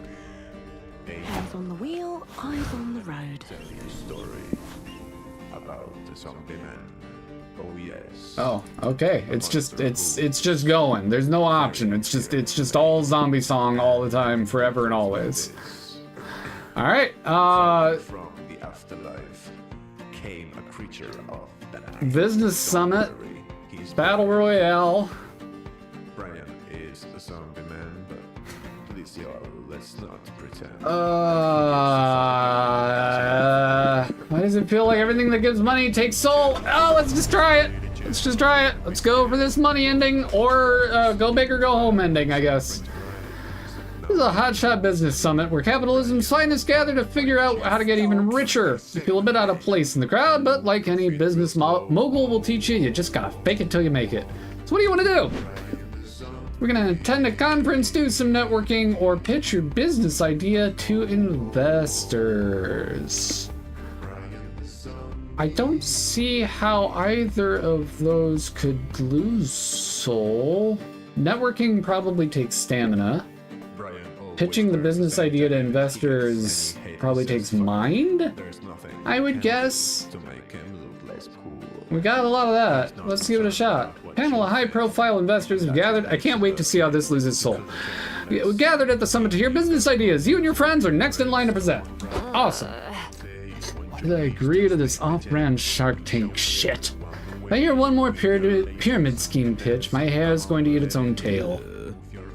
I'm starting to think this isn't one of those game shows where one of the contestants falls in love with me at the end. Why has nobody pitched anything I can put in a shopping mall? The wheels of commerce are turning in all the wrong directions.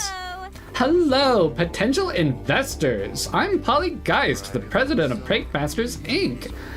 Nice glow up, Polly. And Scott, looking good. I'm Scott Howell, professional good boy. Let's set the scene. You're a rich investor who has it all. Loads of money, a plot of land on Mars, probably a robo-butler. Your life is just missing one thing. Fun! And that's why the Prankmasters are now offering a monthly subscription service where we come to your house and prank you. If you invest $100,000, you'll get a 10% share of our company, and we'll even throw in these microwave burritos we found in Scott's pocket. I love you guys, but, and I mean no disrespect, this idea of yours sounds very dumb. I do have a robo-butler, so these two youngsters might be onto something here. I am intrigued. An idea being very dumb has never stopped a billionaire from making more millions. Exactly! It already happened with robo-butlers. What if pranks are the new robo-butlers? These investors, minus Vera, seem on the edge of giving you money for your cleverly dumb idea. Push them in the right direction with your business pitch skills. A business idea gains power when it's backed by experts, and you have the trust of the best expert out there. Tell them your mom says this is a good idea. Investors appreciate a good deal. Give them a referral code. If they bring 3 more investors to the deal, they get a free hot dog with their equity. About the zombie man. Using mom as a reference feels a little icky. It goes like this. Crawling from the afterlife. But this feels a little pyramid schemey. Like, I'm so nervous. He's Brian. Which of these is going to be the one that takes soul away that I don't expect? They like a good deal. Give them a referral code. If they bring more, they get a free hot dog. I mean, they've already been offered burritos. It's just pure. It's just happy. It just means I'm getting less money because I'm giving them something back, right? Whereas this is involving someone else who has no consent, no skin in the game already. Yeah, let's referral code. You want us to invest $100,000 and find 3 more investors only for a hot dog? You just buy a hot dog with those $100,000, you idiots. Could we? I have no idea how much a hot dog costs. Well, surely it costs something under $100,000, I think. Are you totally sure? We could be passing up on a good deal here. You could be right. Being an investor is so hard sometimes. It's okay, don't sweat it. Let me lead on this, okay? Listen, you 3. My friend here and I are interested in joining forces. We will co-invest in your venture with $250,000, but we want 25% and 1 hot dog each. $20, and you get 15% and half a hot dog. Final offer. Scott, now! Deal! Why? Polly, it was the only way. I ate half the hot dog while they were whispering. You gotta trust me on this one. Scott! That's...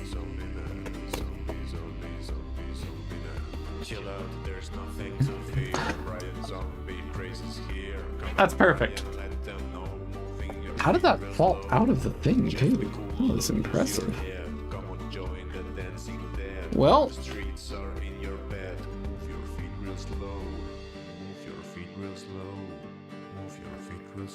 Excellent.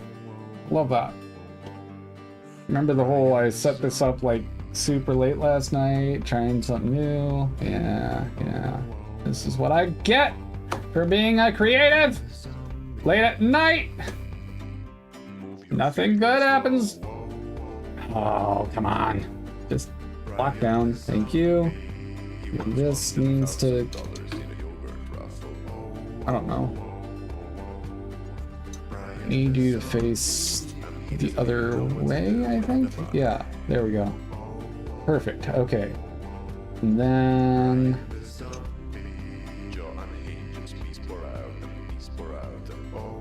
Okay, I think we're good. Okay, might not be exactly the same space, but it's close. Scott! Buddy! Hey y'all, let me tell you a story about... Bog does the somersault? Yeah. Oh yes. We did it, partner. How do you morons even dress yourselves in the mornings? I don't! I have an intern for that. I'm out. Well, you did it. You gain $20, which is, at the current exchange rate, equivalent to +3 money. But you lose -3 stamina for giving away your half of a hot dog. This seat is comfy. Oh, we're cutting it close. We're cutting it real close. 90s action movie city or troll gas station. Come all ye weary travelers and fill up your gas tank. I don't want to.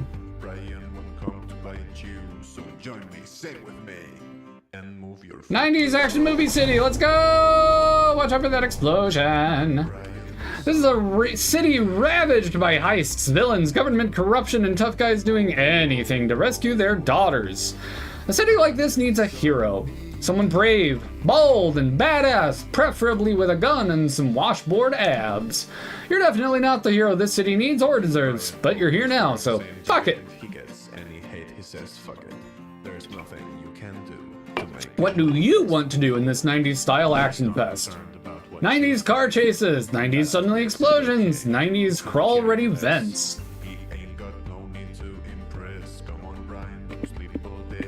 I mean, vents, it's a definite -2 to stamina. What if those vents lead to a bank heist?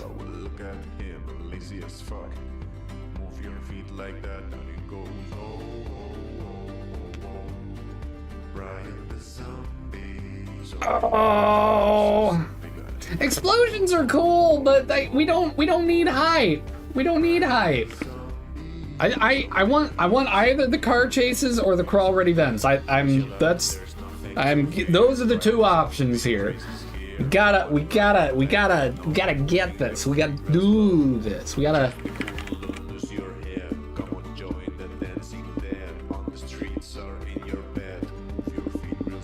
I'm thinking vents. Unless we got a real good story for taking explosions or car chases. I'm thinking vents.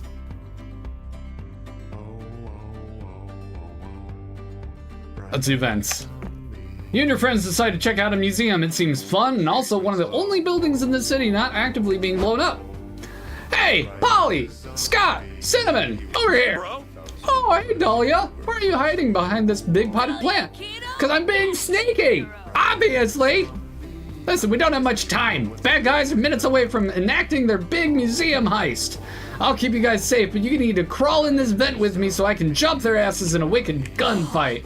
Wait, back up. Who are the bad guys? Why are you involved? Why do we need to get an event? Can't we just walk to the room they're in or take an elevator? Too many questions. This feeble action movie plot doesn't have time for exposition, Polly. Only suspense and gunfights. Oh, come on. Fair enough. You crawl into the vent with Dahlia. As you crawl, you pass two guys in bomber jackets and sunglasses. Oops, pardon us, they say. We're just looking for the motherfuckers who kidnapped our daughters. I heard the daughter kidnappers' hideout is in the leftmost tunnel. Give them a help, gentlemen. You then pass a woman in leather spandex. Don't tell anyone I was here, she says. I'm an international spy eavesdropping on a terrorist meeting. My lips are sealed, miss. Good luck saving the world. Then you pass a guy with a gnarly eyebrow scar. Scary, he says. Heading to, something action movie stuff. He waves goodbye. Only to realize he's crawling in the same direction as you. Oh, you guys heading this way too? Guess we're going there together then.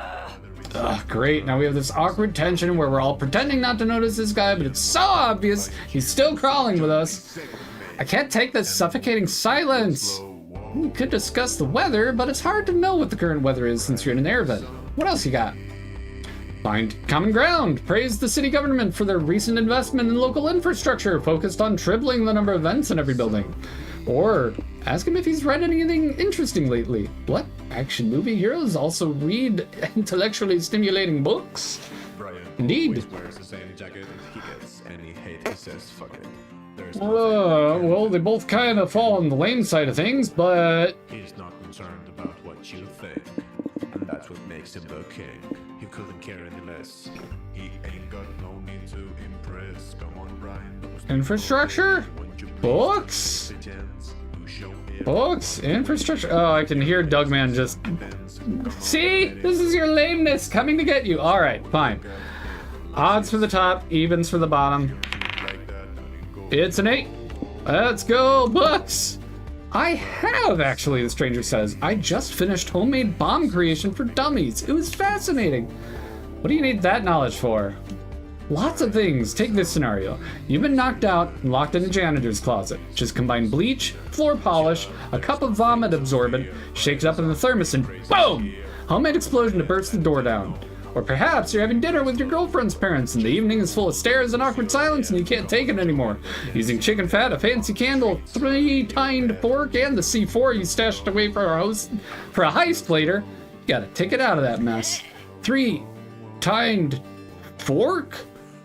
Okay, I got all that written down. Thanks for the tips. Yeah, that'd be a thrike. Mog chooses to marry the infrastructure. Move your feet real slow. Asshat. It's true, though. Wait a minute. What was that you said about doing a heist later? Oh, right. Well, I guess since we get on so well, I guess I'll just tell you. I'm the leader of a criminal syndicate who's here to steal millions of dollars in jewelry from the museum. Dahlia ends up having her epic fight in the vent. It's the most action-heroic thing you've ever seen. She wins by creating an improvised bomb with a bullet and gunpowder, shoving it into a small metal chamber, and detonating it in the bad guy's temple. So innovative. Victorious again! Cinnamon, it was clever of you to get the bad guy to reveal himself with the power of your inane chit-chat. I never would have thought to try it. I mean, it's small talk. Dahlia never does anything small, but good work. You lost -3 stamina for crawling so long, but you gained +3 mind out of discussing books like a nerd. Why was it 3? It should have been 2.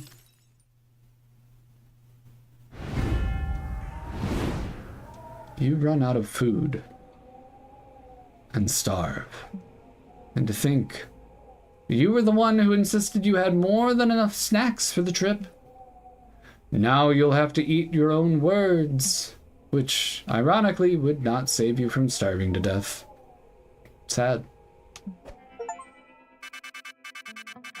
Oh.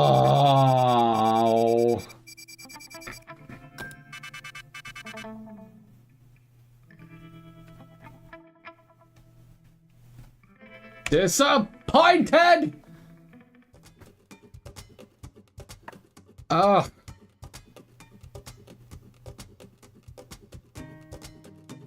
Why do these runs have to take so long? Like, I want to do one more, but it's already 11:30. Oh, that was la wah wah. That was very la wah wah. Yeah, I think I died of monster dysentery is what happened there. Huh. Well, I guess we got some extra time here.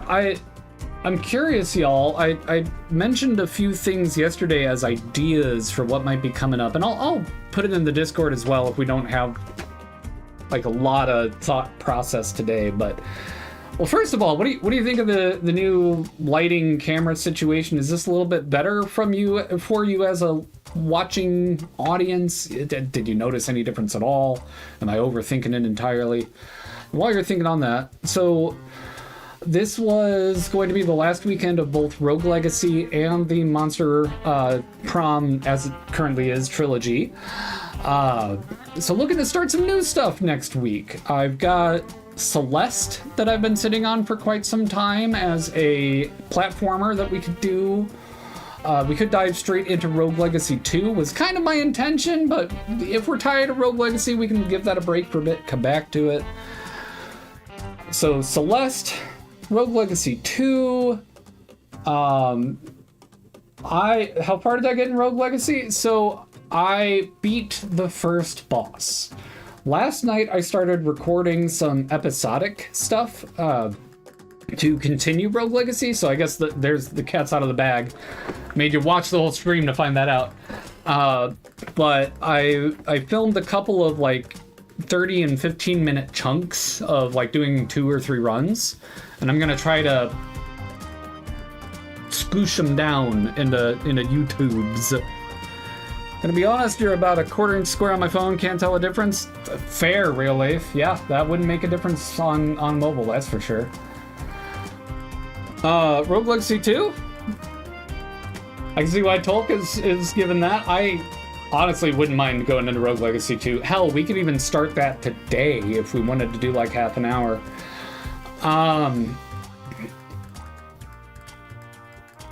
What was I gonna say? There are a couple other like multiplayer-y things. We could try to do some Helldivers. There's picking up Elden Ring for PC and starting fresh. Tolk's in for Rogue Legacy 2 today? Hell yeah. I might take a small break for lunch and come back to it. For a little bit at least. I don't want to spend as much time on stream today as I did yesterday. Actually no, we'll just play Rogue Legacy 2 for a bit and then I'll lunch and go on with the day. There we go. So Rogue Legacy 2, great. There's Celeste, there's I started a little bit of No Man's Sky with Corwin. Could do some No Man's Sky next Sunday, see how that hits on stream. There's Valheim. Could finally crack the door open on Hades 2. Yeah, stumbling through all these options right now, I don't think it's gonna help us much. So I'll drop stuff in the Discord and we can go from there. But cool. Let's switch the title over here to Rogue Legacy 2.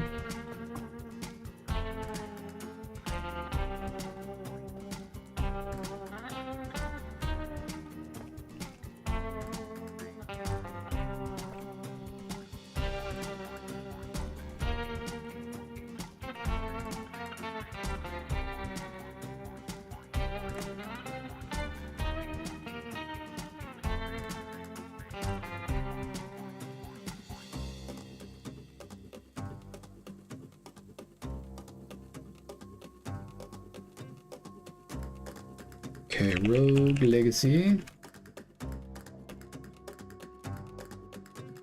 If I could spell rogue, that would help. Rogue Legacy 2! 10 viewers, 15,000 followers. Cool!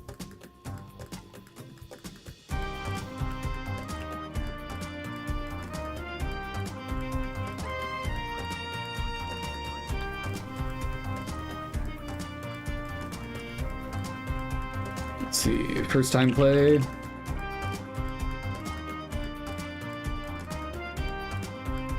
And, I don't know,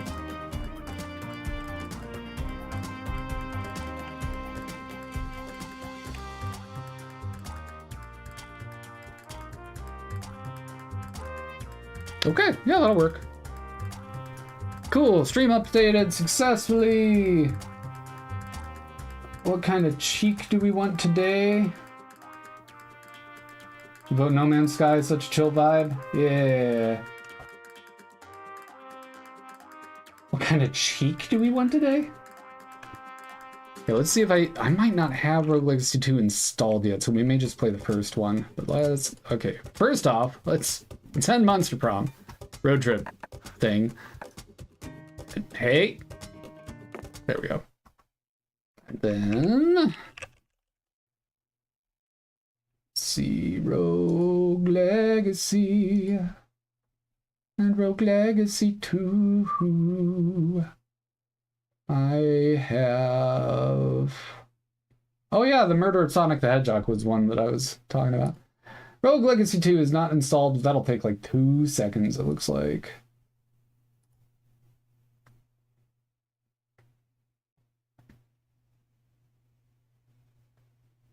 %, 13%. This is the exciting part of the stream, so yeah.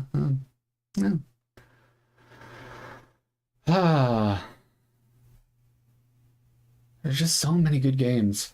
I think that's part of what I'm hoping to get out of the recording that I started yesterday, is that I find that they're easy to make into tiny little episodes. Because if I can break up that work of editing into small chunks, then it's going to be great. Yeah, I am running kind of low on hard disk space now. I've got, of this 2 terabytes I have 24 gig left. We're going to need to start doing some video cleanup here real quick. Rogue Legacy 2 installed! Let's go! Let me pet that dog! I can certainly do that as well.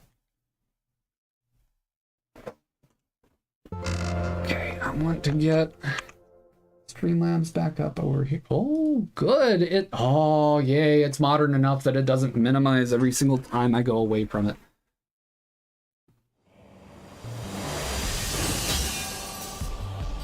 Hi, Hank. You gotta let me pet that dog from here. How's that make you feel, huh? Loved, cherished, beefy. Yeah, you're getting such a good nap after totally not sleeping all night. I'm glad that you are comfy and that you are feeling safe and warm. Oh, you are so tired. You are so tuckered. Buddy. I was planning on taking him to the park today, but he might have worn himself out already. Ugh. Oh, this just came out in the last 4 years. Damn, okay.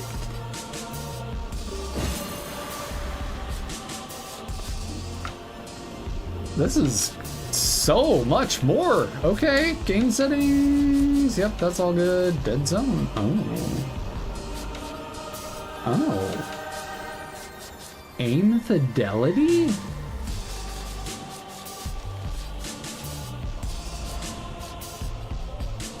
Layman's terms or scientific terms? Huh.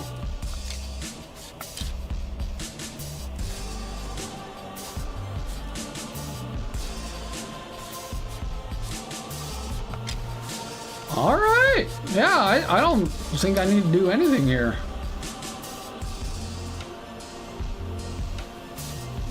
Attack, jump. That'll work. Spell, talent.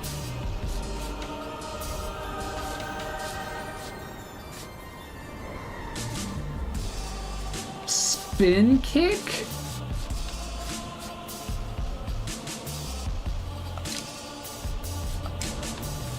All right, let's start a new legacy. Let's do this. The time has passed and they have not returned. The estuaries have decayed. The kingdom demands deliverance. Sign the contract. Your children shall succeed you. This is slightly diagonal. Nah. Shouldn't worry about it.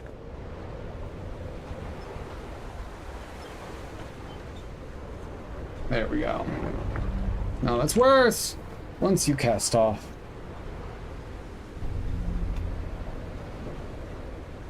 There is no something. Oh, why am I messing with my camera right now? Because it's bugging me. Okay, that's fine. It's fine. It's fine. No, it's not fine. So much worse.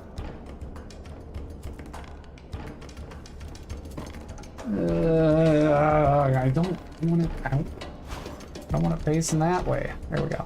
Okay. All right. Yep. That's super good enough. Okay, Mog. Stop. Stop farting around. Just play the game. Do the stream. There we go. Okay. Dick Tamu. Oh, look at the crap. It looks so good. I love the cell shading. That's really nice. What's the opposite of professional, right? Hey, Dr. Myatt. Oh, here's the pro streamer coming in to tell me just how bad, and that's not just amateurish, but advanced bad. Oh, Doug! Oh, man, I'm trying. All right, so we have a, oh, it's shield, okay. We don't have double jump, we don't have dashes yet. We managed to cross the waters undiscovered. A few guards patrolled the west walls, but we were able to remove them without raising a signal. At sundown, we'll start ascending the wall. Provisions should be waiting for us at top. I like provisions. That's good. Oh, I can't do anything with that. Okay. Why does this feel like the beginning of getting over it? Oh, okay. That person's kind of not alive.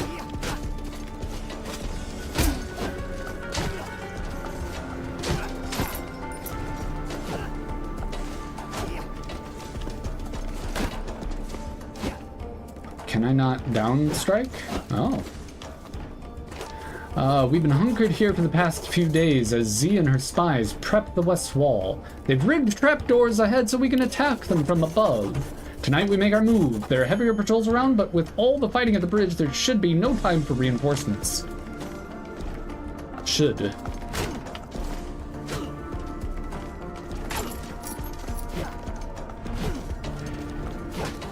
Use my class talent.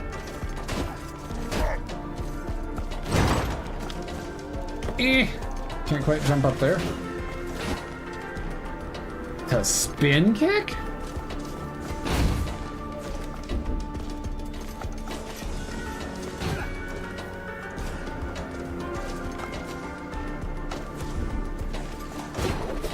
Oh! Spin kicks also hit to the side.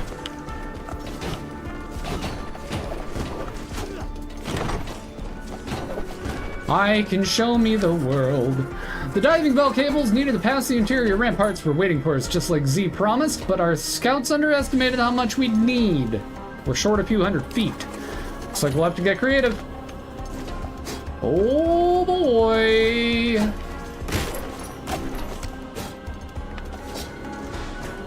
Oh! Oh! Oh no! I want this stuff on the other side though. I guess the food doesn't do me much good at the moment, but still. Whee! Shortly after taking damage, aerial recovery. A being jump? Okay.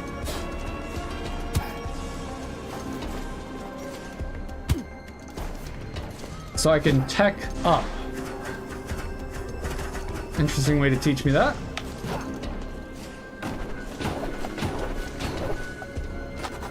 Looks like I've underestimated Z's charisma again. Below me, I see all the misfits that have joined our ranks. Well, when did so many rebels join? From here, it seems like an endless sea. This was supposed to be a suicide mission meant for only a few. She's unknowingly rallied these souls to a lost cause. My sins keep growing.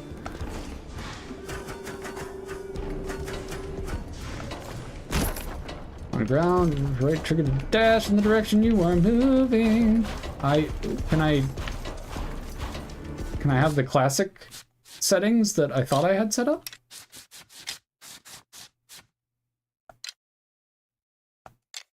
Oh, I have to choose classic maybe?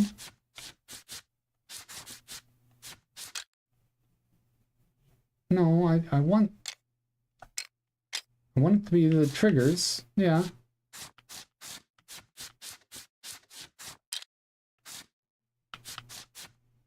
Or is it just telling me that that's what the house rules? Interesting.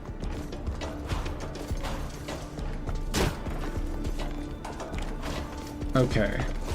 Maybe there'll be something later that I can... Classic 2-button dash can be found at... Well, yeah. In the game settings? Not the gamepad. Got it. Yeah, I'm definitely going to want the quick drop on... classic... Dash. Why am I missing the word for dash? Toggle down.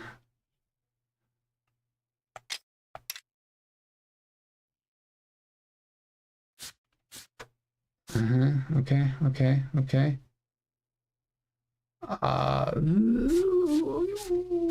What? Dual button? Oh, it's dual button. I wasn't looking at the third word for the word dash. I was looking right past that. Huh, okay, yay. Now I always have dash. Dr. Myatt. Wait, what? Has Dr. Myatt Butthole recovered from spicy time? Oh. Spin kick is huge? Yeah. Oh, it's not just an Elden... This is some, like, Myatt deep lore here. So it's not just an Elden Ring reference, it's a you did your spicy challenge reference at the same time. How'd that go? Myatt was hosting, I think it was like for 30 followers you were doing a spicy chip. challenge thing. This is it. The end of the line. Below us there's a trick wall that can only be opened with magic. Z said it should lead us straight to the estuaries. Tonight, we live and die with the crimes I have committed. We live and die with the crimes I've committed. Interesting. Pain! Oh, sorry, Pain, buddy. B to spend mana and cast your spell. Store mana by attacking enemies.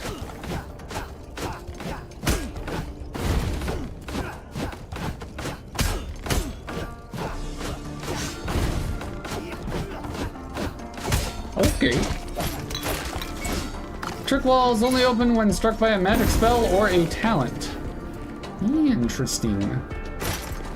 So you can't just wall scrape anymore to find things.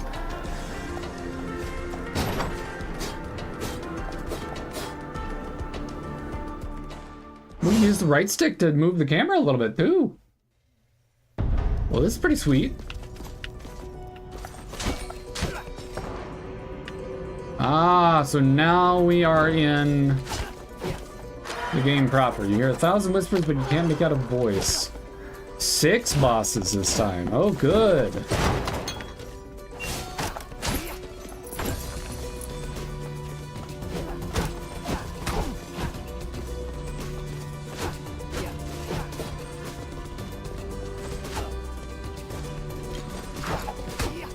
Shit, is this gonna be so good it makes me not want to play the first one anymore? It doesn't matter, I'm still gonna play the first one. Yeah, we might have to turn that slowdown off. That's a bit much.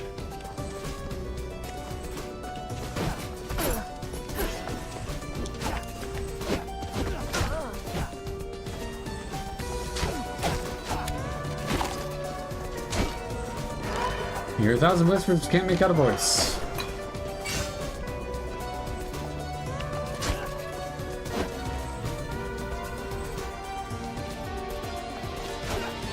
Okay, we don't have mid-air dash yet, so we're just gonna take damage to get to that chest, I guess? Fuck it.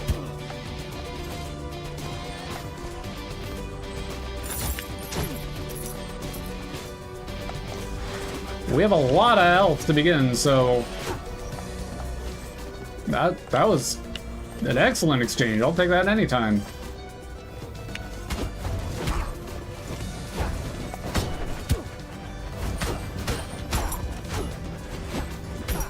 Woo!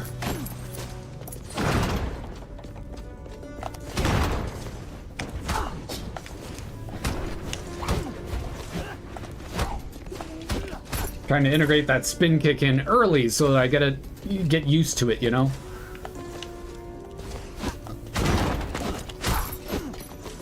I like the simplification of that versus the pogo sword.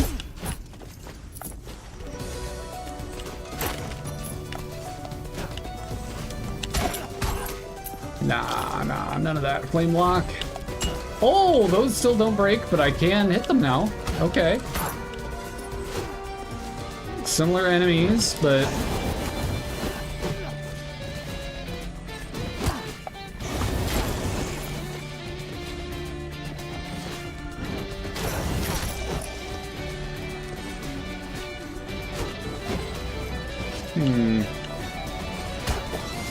Oh, that's not ideal. Ow.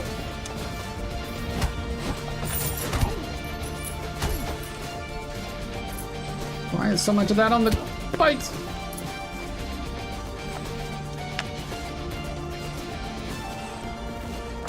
Oh, those disappear.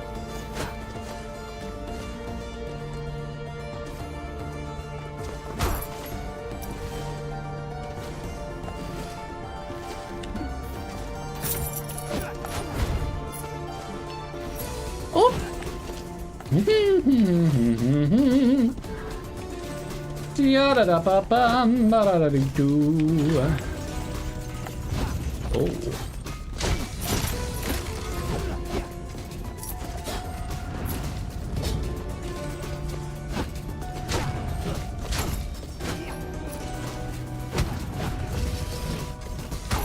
How about no?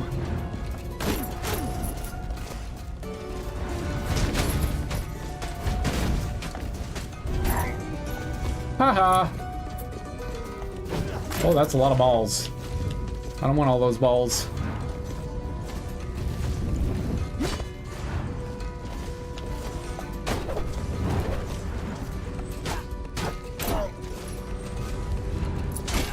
Woo! Right, I do still have a shield. I can use that. Good to know. What's up this way? Other than all of the bouncing orbs now. What's ready? What did it say was ready? Okay.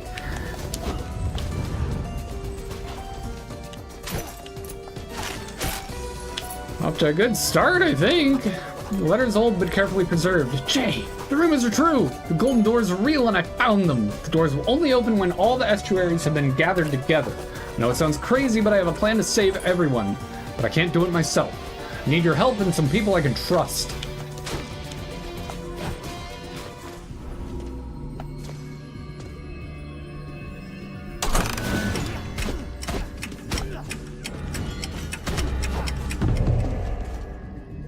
But I did it. I hit all the targets. Where was the last one? Where's the target I missed? That was all of the targets. That's some bullshit. Trick walls indicate when they can need to be broken even if Mog no notice. Ah, well, that sounds cheaty. I did though. I did it. That's upsetting. I don't understand what I did wrong. Like, it'd be fine if I just missed it, but I don't think I did.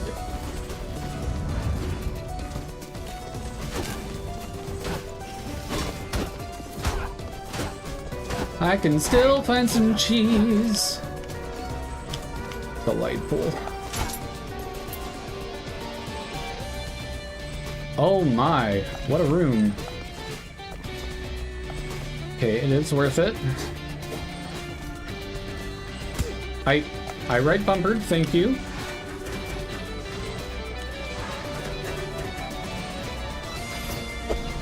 Hey, got a scholar weapon.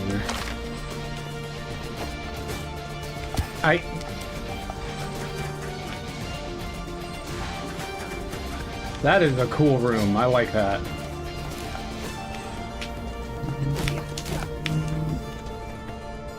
Ugh. Itchy nose.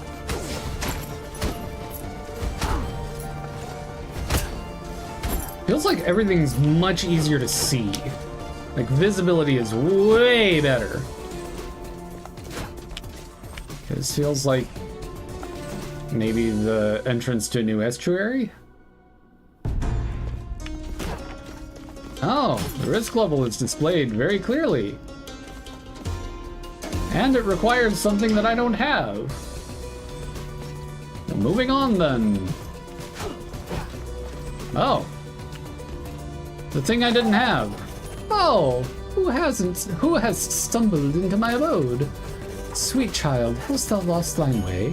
I am an anchor of the shawl. I am an heirloom, an item of immeasurable power. I can grant my strength to those deemed worthy. Those who seek me are hardened, powerful warriors, but dear child, thou art soft and pudgy. Very pudgy. Inside me lies the power of momentum. Conquer my challenge, and my power thou shalt claim. But I warn thee, child, the dangers are real and the consequences severe. I love the Metroid nod with the way this statue is presenting the thing. Enter the heirloom. You will regain all your HP and mana. Sure. What could possibly happen? Insight discovered, new roads traveled.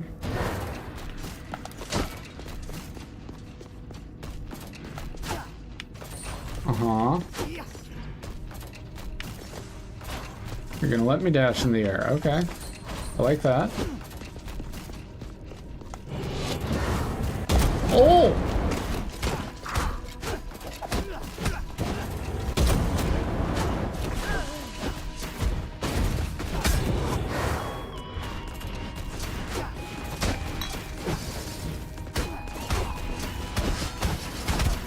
Ow.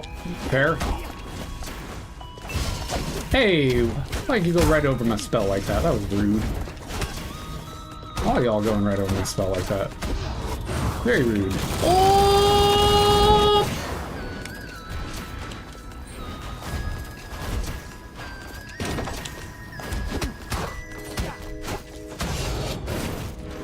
This is intense.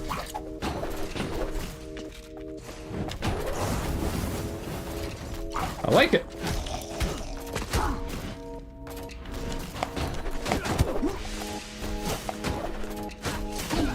Oh, that was cool.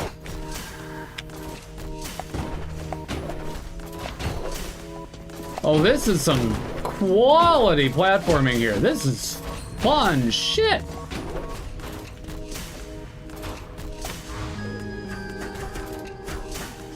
Oop. Yep, that's on me.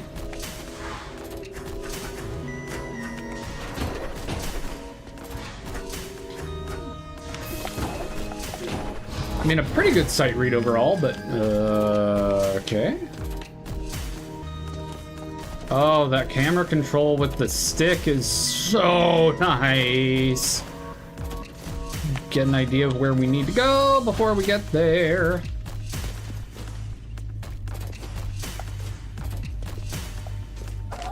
Congratulations, sweet child.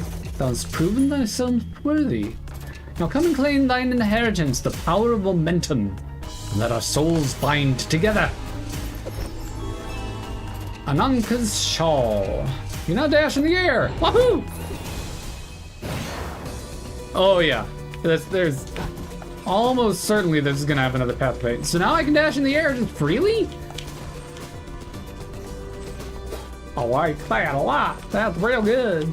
And I think then we just need to go backwards. Yeah. Does the big room have any? Oh, the big room has lots of openings in it we haven't done yet.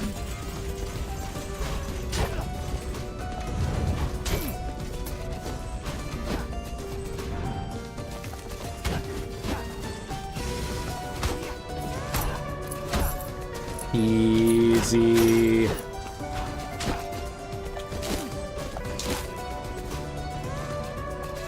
Oop. Less easy. But not bad. Not money. So here's the question, am I actually doing better because I practiced in the first one, or is this game just more generous with its money and stats on the first run?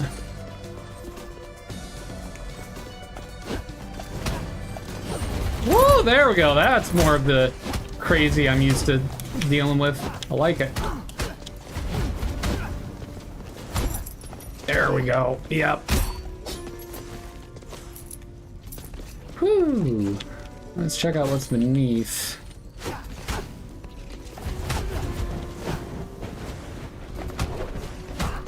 Oh, that spin jump having a button is just so good. It's just that much less complicated to try to get those bouncing attacks off the heads of enemies. The focus is on the gameplay there rather than the combo. Which also lets you have more control over the platforms as you try to get off of them. Very nice. And what was I doing there? I don't know. Not paying attention is what it was. Okay, so you can recover with a dash. Similar to the... Ooh. Oh, that hit the balls! Oh, it's just the damage over time indicator. Okay.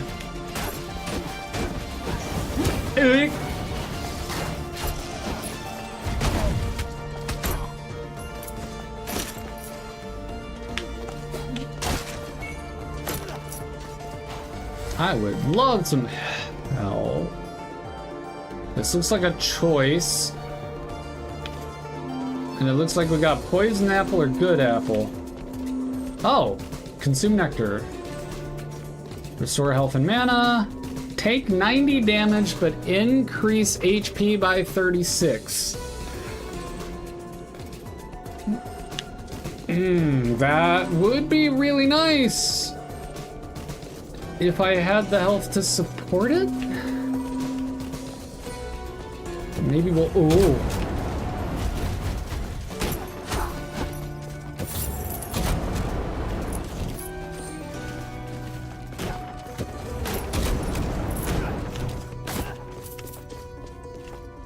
Okay, not the recovery I was hoping for there, but... Ooh.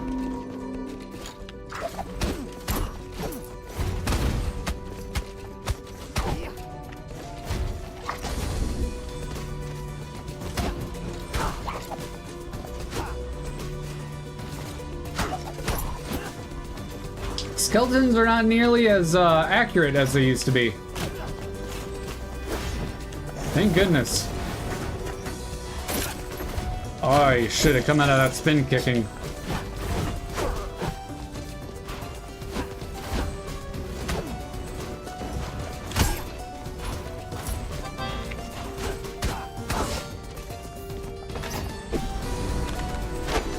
Leather cape. Can I equip it right away? Stats, we got...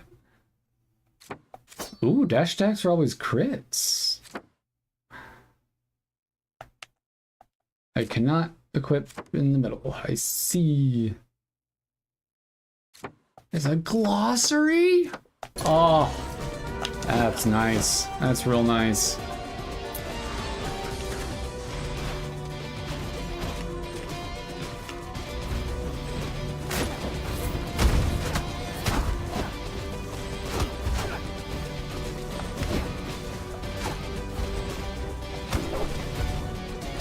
Oop. Well, we're not getting that recovery.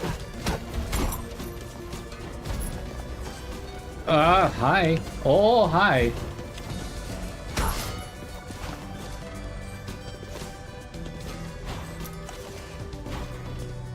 Yeah, I'm gonna accept the healing from that tree before we get much further past it.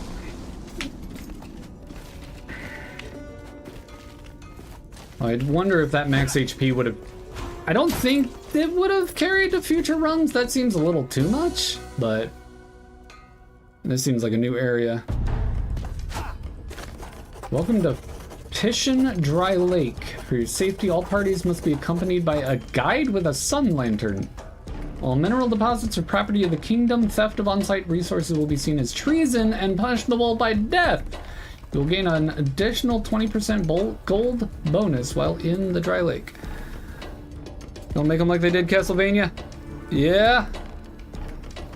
Max HP resets for each run? Okay. Additional letter has been nailed to the front of the sign. No trespassing by order of Estuary Irad. Pishin Dry Lake has been sealed off indefinitely. Heading into the deep below. Be careful, overconfidence can be lethal. Even estuaries wouldn't venture any further without a sun lantern. Many of those lanterns are left. The ones remaining lost their ember long ago. If you can restore the sun, I can reignite the ember. We'll talk more then. Okay.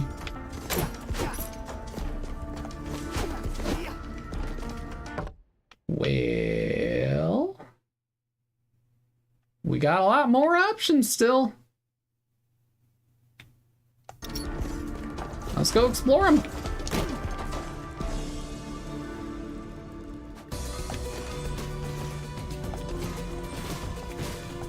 I like the use of color-coded doors, so you can kind of see when you're heading into a new area, or I'm sure they'll give us other indicators in the future. Let's try going to the side here. What's over here? Bunch of blades. Oh, I did not perceive you there in time. Little knife.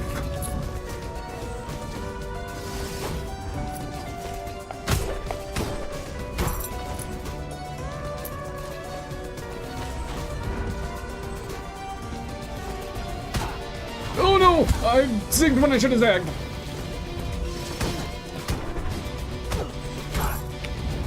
Damn it. Gotta stop killing things over the spikes.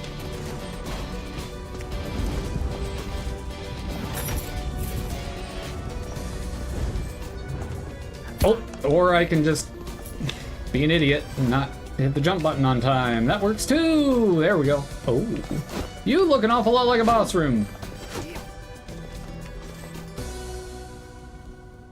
Maybe.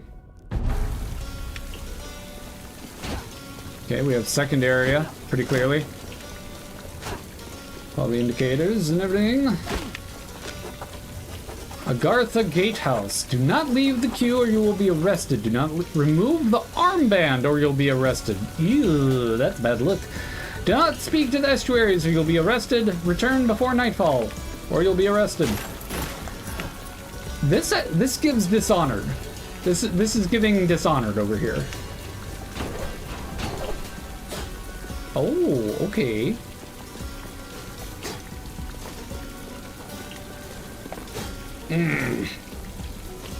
Okay, max height is not going to do it there.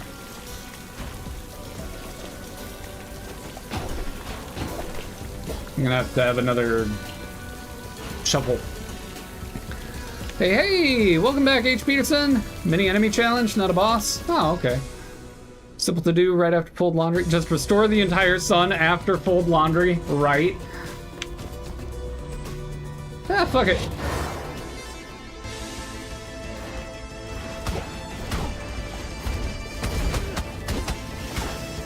Oop.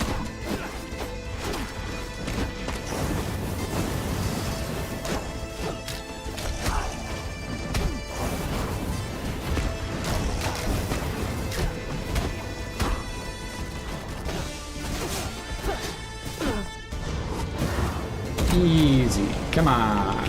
Come on.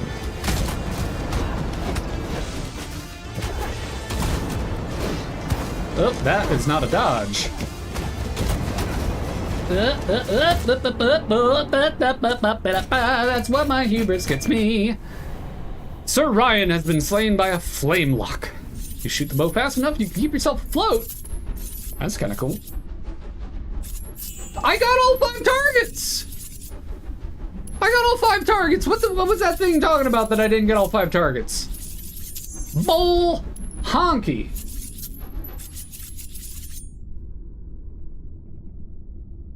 Didn't get all 5 targets. Let me pet that dog.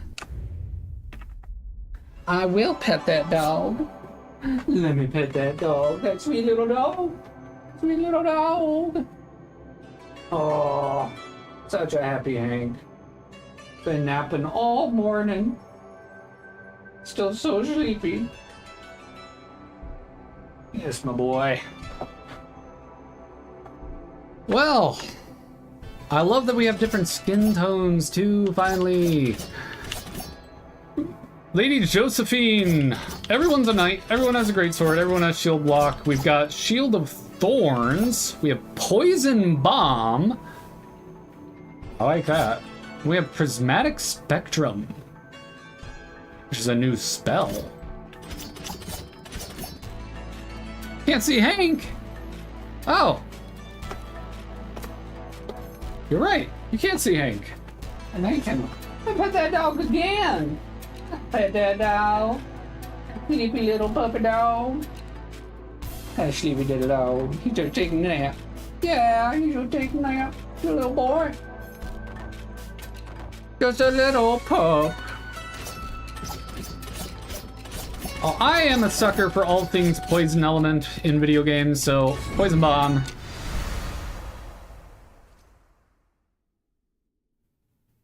A Universal Health Stare?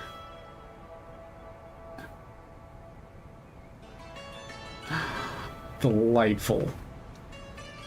Delightful. Healthcare unlocked. Triage for all, plus 150 gold. Welcome all. Kingdom has granted its people access to healthcare services and amenities. As the basic thing. As the very first thing that they spend money on. Isn't that fascinating? That their priority is making sure that their populace is healthy and able to do what they need to do in their lives, which then enables them to be happy and productive, or just happy. Wow! Fascinating! I like that. Offshore bank account. Find tax loopholes and save on Charon's levy. That's funny. It's only 50? Oh, but the manor has to be level 12 or higher. Alright, well, let's unlock Rangers. Bows for foes. Switch to the Ranger class? No. Why would I do that? Icky bows. Who would use a bow in a fighting game? Ew. Let's get the blacksmith.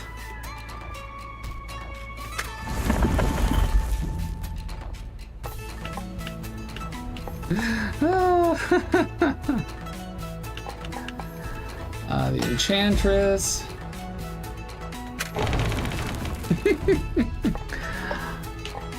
I will try the ranger class out eventually. Got 1,400 gold. Aerodynamics, ergonomics, form-fitting features all have their benefits. Increased. Okay. Is our fashion upgrades? Our equipment weight up? Okay. Etching chamber. Lady Quinn down to the dock so she can teach you some fearsome moves. Learn from your ancestors' past mistakes and gain permanent bonuses for dying. Well, that sounds like something I want right away.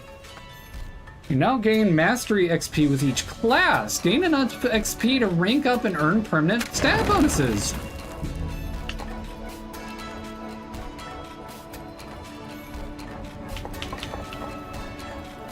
Vitality, raising SAP, yeah, yes. Soul Calibur 2, Link would like to have words or grunts. Barbarians! Wizards! Valkyries! Amazing. Oh yes, I would like to switch to the Valkyrie class. That sounds awesome.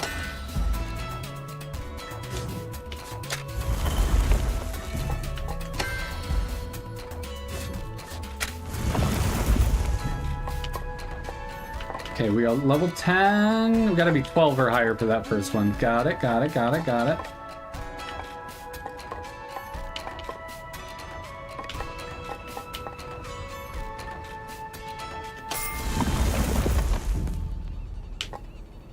Dance hall for duelists? Duel and dance battles have two things in common. They start with D, and when they both end, somebody's dead. I guess if it's a battle, sure.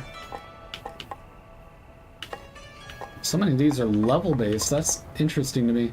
Convert knowledge into violence. Increases intelligence. Yeah, sure.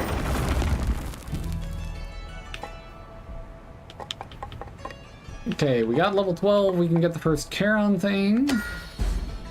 We're the only one, I guess. We're being transmogrified. The living safe hid money for the rich to keep from the poor. Now that he's on your side, he doesn't seem so bad.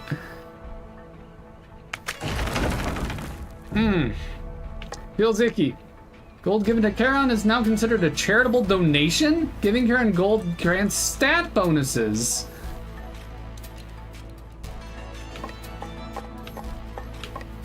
That's very rude.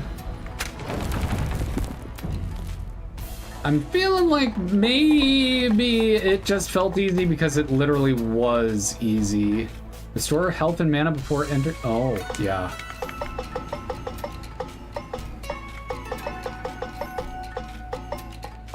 Wah wah. Ah, the architect. I cannot afford things. Many things, anyway. Health. Cool.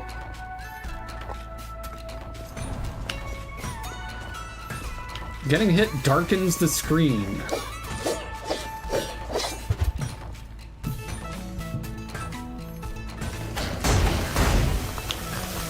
pretty cool.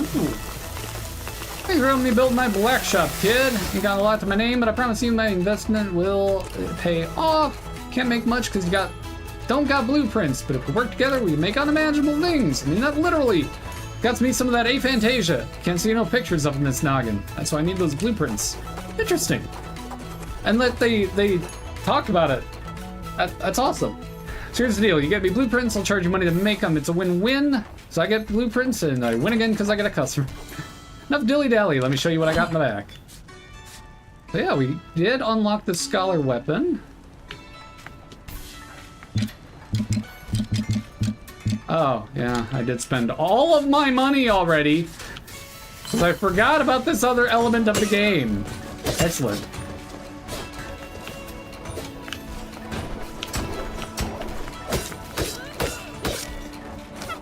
Hello, nifty place you have here. My name's Lady Quinn. I'm excited to meet you. I'm a living dummy and I know everything about weapons and stuff. Love everything about them, so if you have questions, just ask. Talk your butt off about them. Who knows? Maybe you can learn a trick or two. Sorry about the stutter. Of course, gets worse if I'm feeling shy. Oh, nice talking to you. Nice talking to you too. Behold, I am the Sage Totem, and you are now bound to me. All of your knowledge will be housed in my spirit wood. To gain mastery in one profession is to gain advantage in all. What we share in knowledge makes us strong. That is all. Why are you still here? My monologue's over. I'm bad at idle banter. Mondays, am I?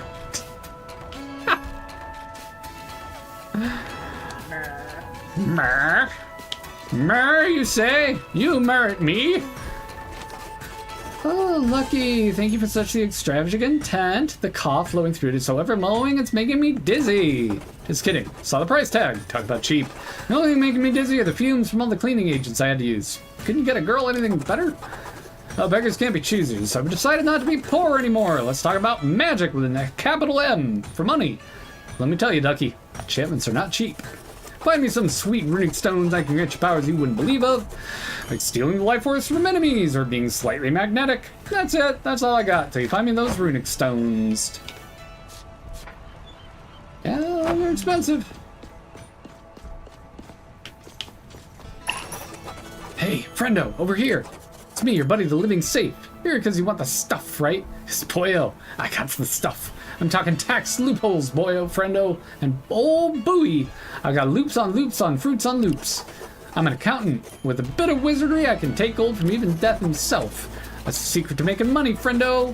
Not about how much money you make, it's about how much you keep. And we're keeping it all, or at least a small percentage of it. Currently, I'm holding 0 gold for you. I have a max capacity of 1,000 gold. My conversion rate is 10%. In total, you've given Charon 0 gold. Alright, this is gonna be cool. I'm gonna enjoy this a lot. But I need to end this before I get carried off into the entire day like I did yesterday. So, we will definitely be playing more Rogue Legacy 2 next weekend. Check out the Discord if you haven't already. There's a link in Twitch. At me if you need it. But we'll talk about some game possibilities over there. And yeah, love you all so much. This was a lot of fun. Have a great rest of your weekend. I will see you soon. I may do a stream tomorrow since I took work off. I'm considering doing an editing stream where mostly it's not good, like interaction with chat. It's just like the process of going through video editing. But regardless, love y'all. See ya.